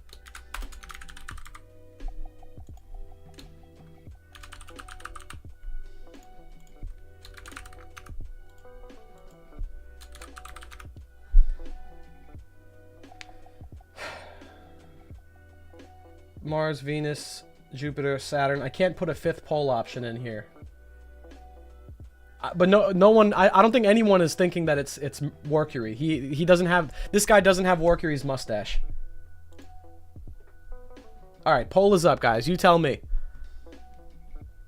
Which Gorosei? Joker, thank you for the $5, bro. Nice.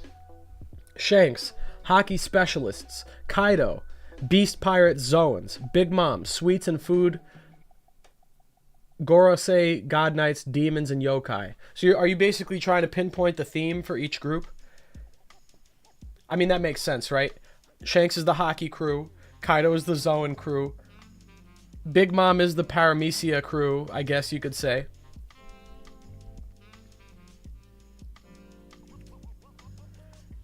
Blackbeard is just a mix of every type of devil fruit, really.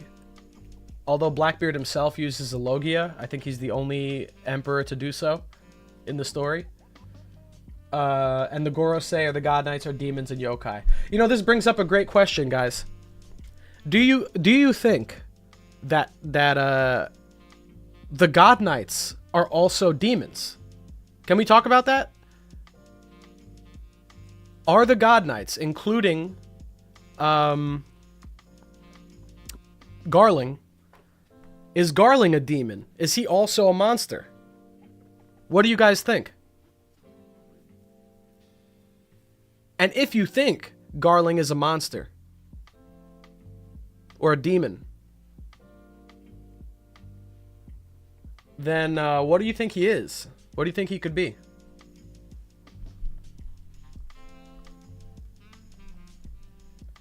Mr. Rubix, thank you for the 5, bro. He said, now that I think about it, Saturn might just be sad to lose another smart scientist, like in the same way he was disappointed they had to kill Vegapunk. I agree with that, actually. If it is Saturn, yeah, that could be the case. That could be that, you know, he's like the science division god or whatever. So yeah, he's probably upset that they have to destroy such a place, right? Not so much that he cares about the people there, but he just cares about the potential knowledge he'll be losing. Yeah, I could see that making sense. That's a good point. Benjamin, thank you for the €9, bro. Or not €9, 99 cents. Thank you for the €1. Appreciate it. El Aichi Mohammed, thank you for the €5, my friend. He said, what do you think of Morge's last video? I haven't seen it, unfortunately. I don't usually watch other One Piece YouTubers regularly, like whenever they upload a new video. I'll check out like Dak's videos, because me and him, like, we support each other, we're homies. Parvision's videos occasionally I'll check out whenever they come out, if they're like not crazy long, because oftentimes I just save those for the theory review streams, because we watch Par's videos on the channel anyway. But typically I'm not usually watching other channels' videos as soon as they upload. One of the reasons being that I already talk about One Piece so much on my channel, and when I'm working on my scripts, that like sometimes when I'm not doing work with videos and stuff, I kind of don't want to think about like One Piece too much. Like I know it's weird because I have a channel on it, but like I'm immersed in One Piece every day, like a lot. And sometimes I need a break so I don't get burnt out on it. So I typically don't watch One Piece content that much when I'm not working on my own. I also don't want to accidentally get ideas from other people, or like, you know, do that sort of parallel thinking thing where I watch a video and then 5 months from now I think of an idea and without realizing, take an idea from a video I already watched. I just try and not do that. So typically I don't watch people's new videos whenever they drop, but I do enjoy more just content a lot. Elaichi Muhammad, thank you so much. Welcome to the crew, bro. Welcome to the crew.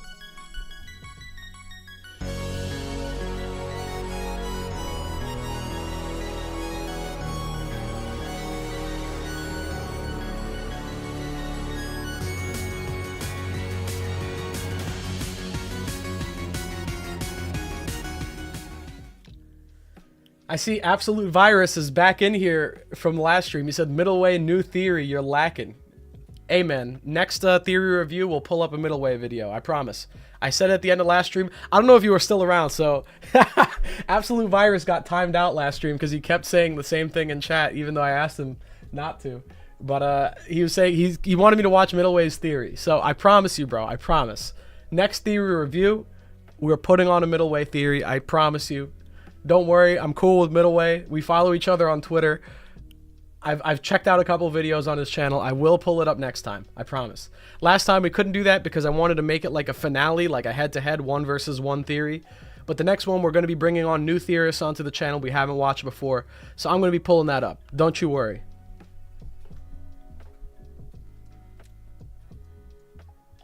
No, chat face. Let's see the poll. The poll right now seems to say majority Saturn, and then the runner-up is Mars. I pretty much agree with that. I agree with that. I think it's either Saturn or Mars in that panel here.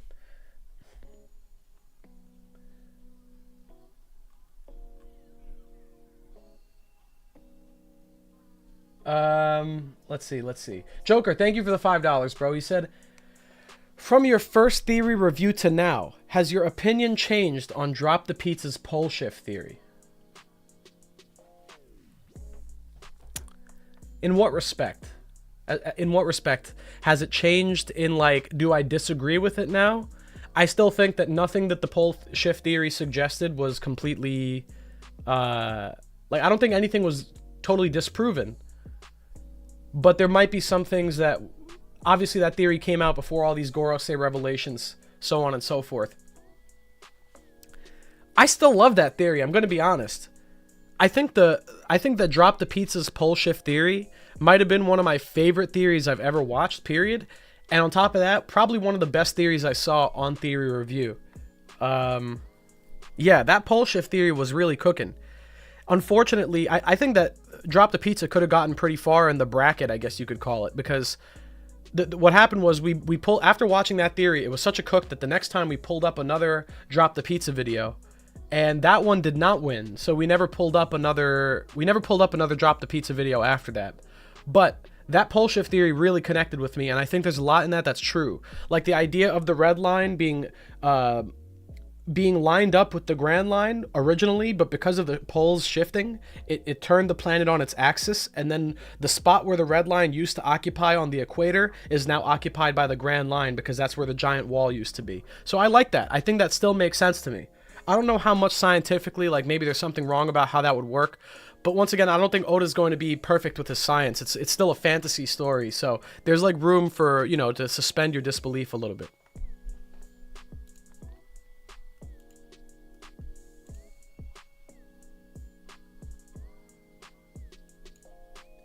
Johanna sent me on Discord. He sent me an image of the 5 Gorosei showing the side profile of Saturn, how it kind of matches up with this. I agree with you. I think that's supposed to be Saturn here. I definitely think so. No way, Dill! Dill made this so fast. You're insane for that. Hold on. I gotta pull this up on stream.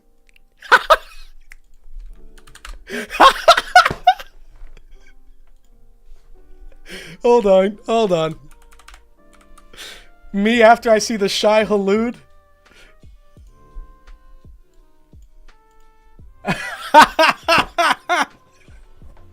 Yo, that's so fucking funny, man. That is so funny. Oh my god, that's so good. How did you do that? You did that so quickly.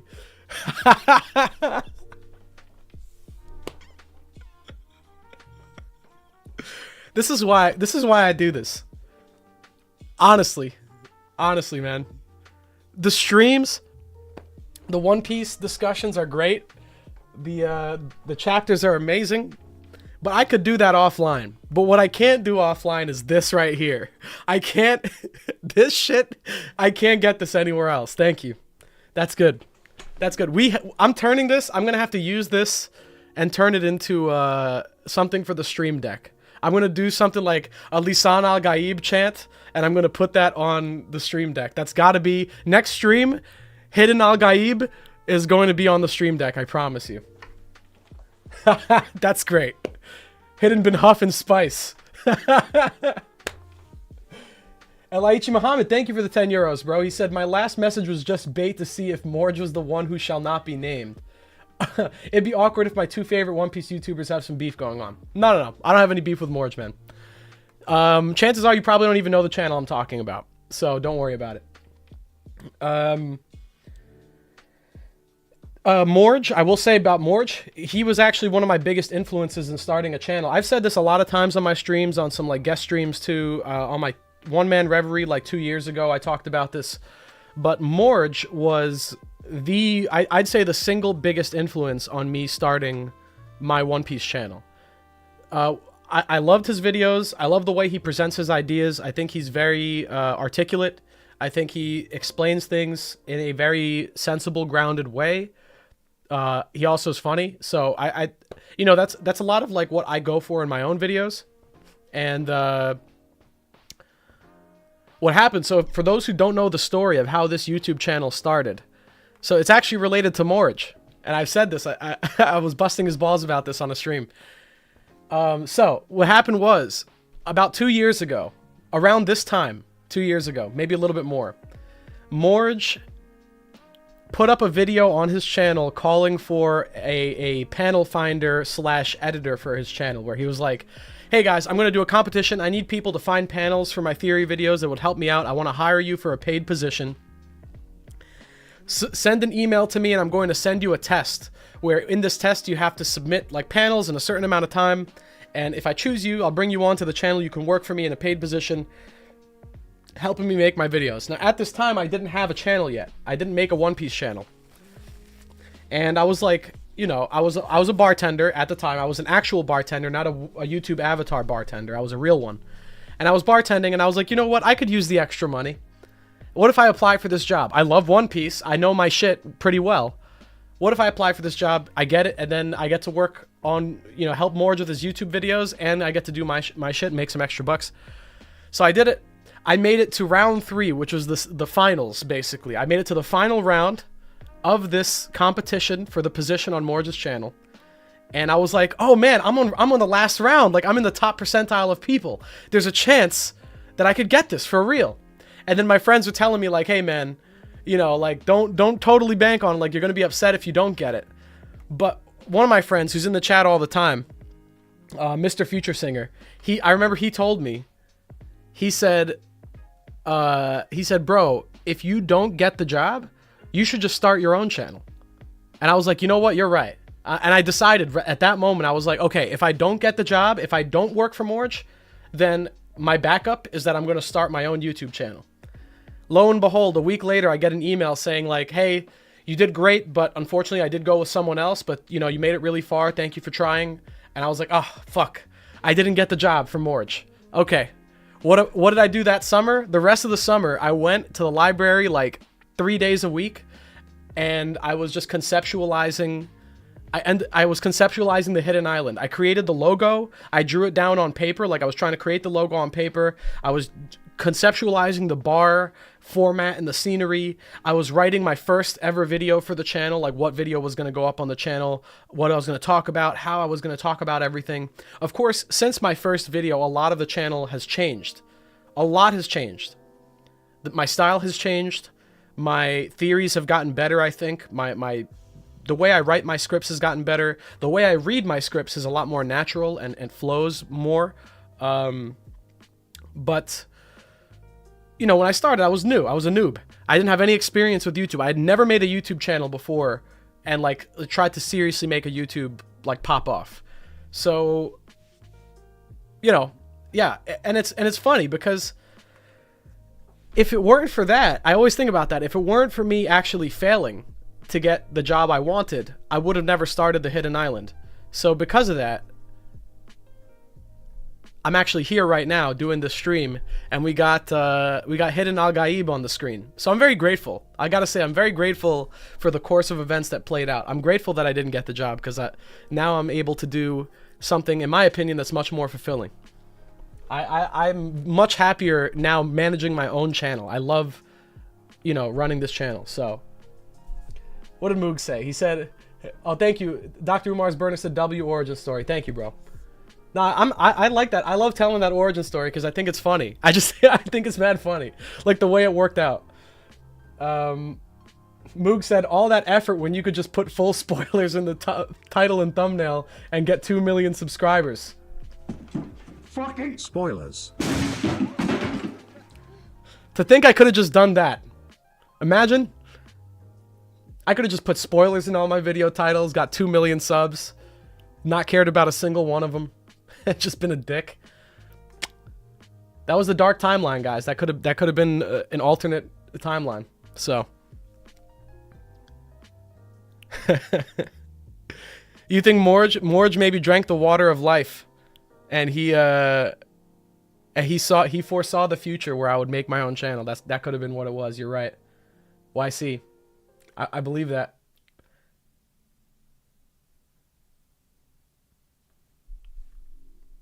You love that little graphic. I'll play it again. Fuck spoilers. Fucking spoilers. Yeah. Anyway, guys, I feel like this is a good. I feel like this is a good place to end the stream. Oh, we got another super chat from Joker. Thank you for the 5, bro. I'll get to this super chat and then we're gonna wrap up the stream for today. I do have somewhere to be in a couple hours, so I have to get ready for that. Joker, thank you for the 5. He said thoughts on Nishiro and him possibly being confirmed to have a black blade.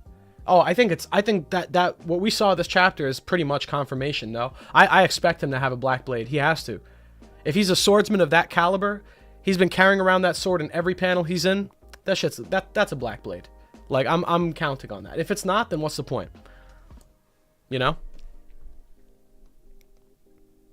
Big Tuba said, I feel your intelligence through your videos, man. I've been a follower. Thank you, bro. Thank you. You know, I think I like to present myself as intelligent, but I let the stupidity shine through sometimes on purpose. But, you know, I think it's fun.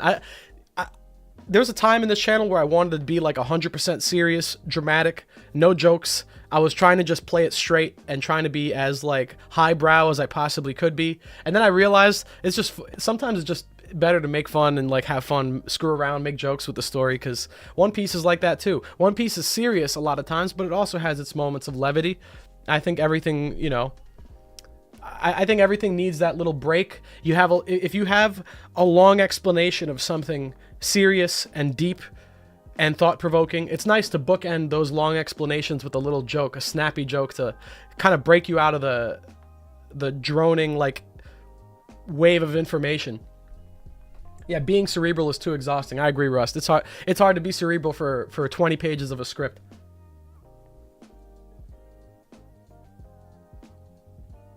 Dilcor said, that's the power of rejection, guys. Without Hidden missing out on that position, none of us would be here. Exactly, man. Rejection, you can turn rejection into a win. And you know what? At the end of the day, what's better? I got that position, or I start my own channel and I get to collab with Morge. That's what happened. I got to collab with him on a stream. So I'm glad that happened as opposed to working, you know, just a background job. So I think that that's a lesson to be learned in life. Don't always feel bad about rejection. Sometimes rejection is a good thing. Rejection lets you grow and become something more. One other story I had with my job. One of the other reasons I started this channel was actually the reason I ended up bartending, because before bartending, I worked in finance. I was like a stockbroker. I was working in a finance office. I was managing clients' portfolios, things like that. So I was working in the finance industry. Much better for your wallet, I guess you could say. Better salary, better everything. COVID happened. I lost my job because of COVID. And they were cutting people, sending people to work from home. That was my career. I went to college for that. I took exams for that, and it was like out the window all of a sudden. Everything I had built up went out the window during 2020. And after that, I started job hunting for other offices in finance. And there was one that I was really banking on, that I seemed like I had a good relationship with the people working there. I had known them prior. I was like, okay, this place might hire me. Like, this is a good bet. I can get a good gig here. I might make even more than I did before working here. And ultimately, the interview was going great. It seemed like I was a shoo-in for the job. And then I get a phone call last minute where they're like, hey, you know, I'm sorry. We found someone that has a lot more industry experience than you. And ultimately, we, especially at this time with the economy, we value that more. So we unfortunately can't give you the position. We're going to hire this guy instead. So the place I was like banking on hiring me, that I thought I had the best chance of getting hired, rejected me. And it was because of that I ended up just taking up a bartending gig on the side to make some money in the meantime while looking for other work. And it's like, because of all of that, I got rejected from that. I got fired because of COVID. I got rejected from the job I was counting on. I ended up bartending. That made me look for more just position, and that got me to start the channel now. And now I'm comfortable. And it's funny because like a year into starting my channel, I got a phone call from the same office, the same place that rejected me, called me back, and they were like, hey, that position is open again. So I'm just thinking to myself, oh, so I guess the fucking hot shot that you hired, it didn't work out, huh? I guess it didn't work out with the guy I got rejected for. You pulled some other guy, and then he didn't last a year? Interesting, that didn't work. So they called me and they were like, oh, let me offer you the job again. And I was like, okay, well, actually, no. I started a YouTube channel now, and I'm going to stick with it. And I'm doing my own thing. So I rejected them. And then I went on to do the Hidden Island. So anyway, long story short, point is, don't fucking let rejection get to you. That shit is, it comes and goes. You can learn from it and you can grow from it. That's the reality. I wouldn't be here if not for all that rejection. So I just find this funny. I'm giving this little motivational speech with fucking this image in the in the corner here. Yeah, but you gotta take it in stride. Decided to be a captain instead of a crewmate. Exactly, Joker. For sure. Thank you, Anton. I said proud of you, man. Thank you. Yeah, that's what it is. That's what it is. Sometimes you got to make a decision. Do you value, you know, do you respect yourself enough to say no to that type of opportunity when you believe in yourself to do something better? Do you respect yourself enough to keep pushing forward even after you get rejected? Like, those are things that you have to think about. I think it's important, and that's been a big lesson in my life that I learned over the years. Now I'm getting close to. I'm in my late 20s now, and at this point, you know, I have to be settled into a job, and I'm pretty comfortable. I'm happy with YouTube, so I think I found my place.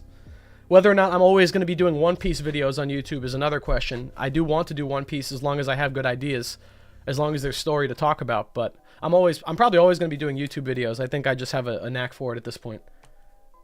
Hidden was like, nah, I got addicted to spice now. Yeah. Sorry, boss. I got some spice mines that I got to work at. All right, you guys can screw off. Catch me on Arrakis. With my people. People actually care. Have that final villain hockey. How you been, Chaozu?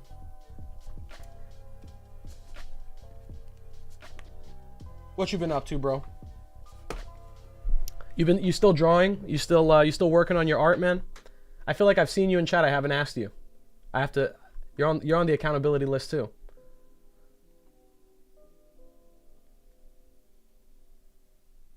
Moog rising to power like Orochi.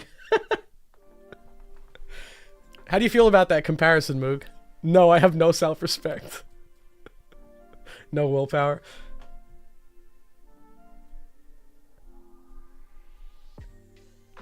Oh, you gotta.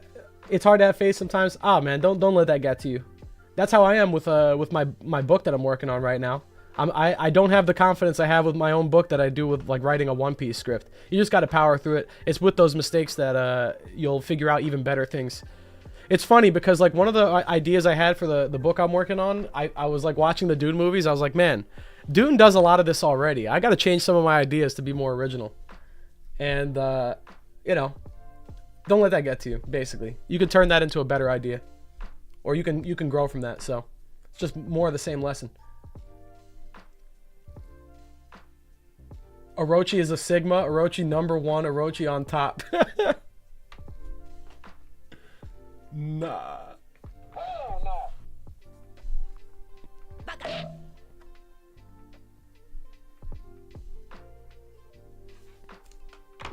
Romelius, you want me to change your name on the list? Here. Oh, okay, I see. Yes, you said you were saving for a car. How's that going, bro? How's the saving? How's the car going? Did you? I don't remember. Did you tell me what car you were saving for? I hope that continues to go well, my friend. Orochi was a knuckle dragger. Orochi's an idiot, man. Orochi might be one of the dumbest villains in the entire story. Truly. Truly. What an asshole that guy was.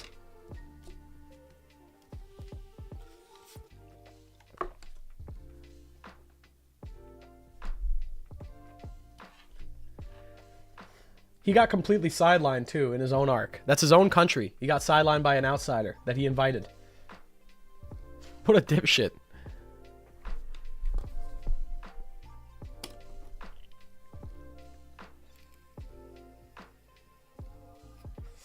Orochi would definitely do drop shipping IRL.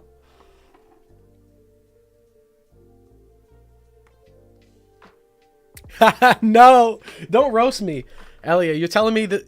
He said, you're killing me watching you drink that Burger King schwill. Burger King coffee, you're not a fan? I was driving and there was a Burger King on the road. I was tired. I overslept today. So I was like, oh, I need to pick me up before this stream. So I got some coffee. It's not bad. It just tastes like, you know, pretty average sewage. I don't know.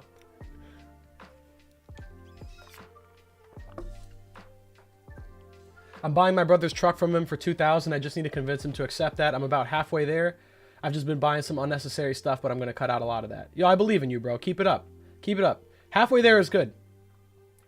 Just think of it like you got to do exactly what you did already, just one more time, and you're there. I hope that comes to you soon, bro. Oh, Lax, bro, that's a good question. Where would you rank that devil fruit in the hands of a competent person? Like Orochi's fruit, right? Also, do you think someone from Wano will come back with it, the Hydra fruit? Yes, I think the Hydra fruit might come back in some capacity. I don't think it's going to be in a major one, but I could see someone getting that power after Orochi. I feel like it almost has to be because Orochi barely used it. Like, why introduce a mythical zone? It got no use. I assume that in the hands of a competent person, like let's say you gave Kaido the Hydra fruit, that would be insane. It'd be a busted power. It has to be like insane. Like the Yamato no Orochi was an incredibly powerful mythical creature. It was just used by Orochi like the worst possible person to use a devil fruit power. He has no actual strength. He's not strong at all. He's not smart really. He's not capable. So like that, it was wasted on him. So yeah, I think I would rank it pretty high, and I feel like it should go into the hands of someone else. I don't know who exactly, but maybe one of the Blackbeard crew gets it. I could see... Are there any Blackbeard pirate members that don't have a fruit right now? I don't think so. So maybe... I don't know. I don't know who it would go to, but I want to see it come back. Memphis 21. Oh, Memphis 21 member for 21 months. Nice. Hell yeah. That's a big number. Work got me tripping, missing the stream for such a good chapter. Gonna catch the VOD later when I get home. Hope you enjoyed it. Like, holy shit, gamers. Yeah, I know. I enjoyed it, bro. I hope you enjoy the VOD. This is a really hype chapter. I loved it. I really loved it. So, yeah, I mean, I've already talked. I honestly could have gone into more detail with it, the analysis, but let's see if I have anything cooking up. I might make a little short video on it instead. We'll see. But this is an amazing chapter. One of the best in Egghead, easily. Alright, guys. Well, thank you for the member message. Guys, if you enjoyed the stream today, please like the stream. We have 260 viewers. We have 170 likes. Just takes the click of a button. Helps me out big time. Seriously, big time. When the VOD goes up, the more likes it has, the more it gets pushed up in the algorithm in front of people so that people can watch the VOD. So please, if you enjoyed today's stream, I sure as hell did. I love today's stream. This is really fun. I appreciate all the very kind donations. Please like the stream. But yeah, I appreciate everyone chatting, everyone that stopped by to say hello, everyone that joined me and joined me on the ride through this chapter. I appreciate you all very much. All my viewers, you guys are awesome. Thank you to all the people who sent super chats. That's very kind of you. Thank you to all the people who gifted memberships and joined members. Welcome to all the new members. We got 15 new members today. So welcome aboard. You're in the hidden VIP section now. You're a member of the crew. Thank you. You got access to all the fire emojis now. Hidden bald emoji. Guys, I said it already, but I'll say it again. Thank you for being here. I will see you guys on the next stream. I think the next stream we might do is a video game, a hidden arcade stream. And if I don't see you there, I'll see you. We don't have a break, do we? No break? We're getting a chapter next week? We are. It looks like we are. So if I don't see you on the next hidden arcade, I will see you guys on the next chapter stream. I hope to see you guys there. And I wish all of you a very good weekend, a wonderful week. And maybe I get the new video might go up next week as well. So, hidden arcade, new video, and next chapter stream next week. I hope to see you guys at all of those if possible, or one of those. Thank you for all the bald hidden emojis in chat. Love you guys. I will catch you next time. Have a good rest of your day, a good night, and a wonderful romance dawn. Take care, my friends.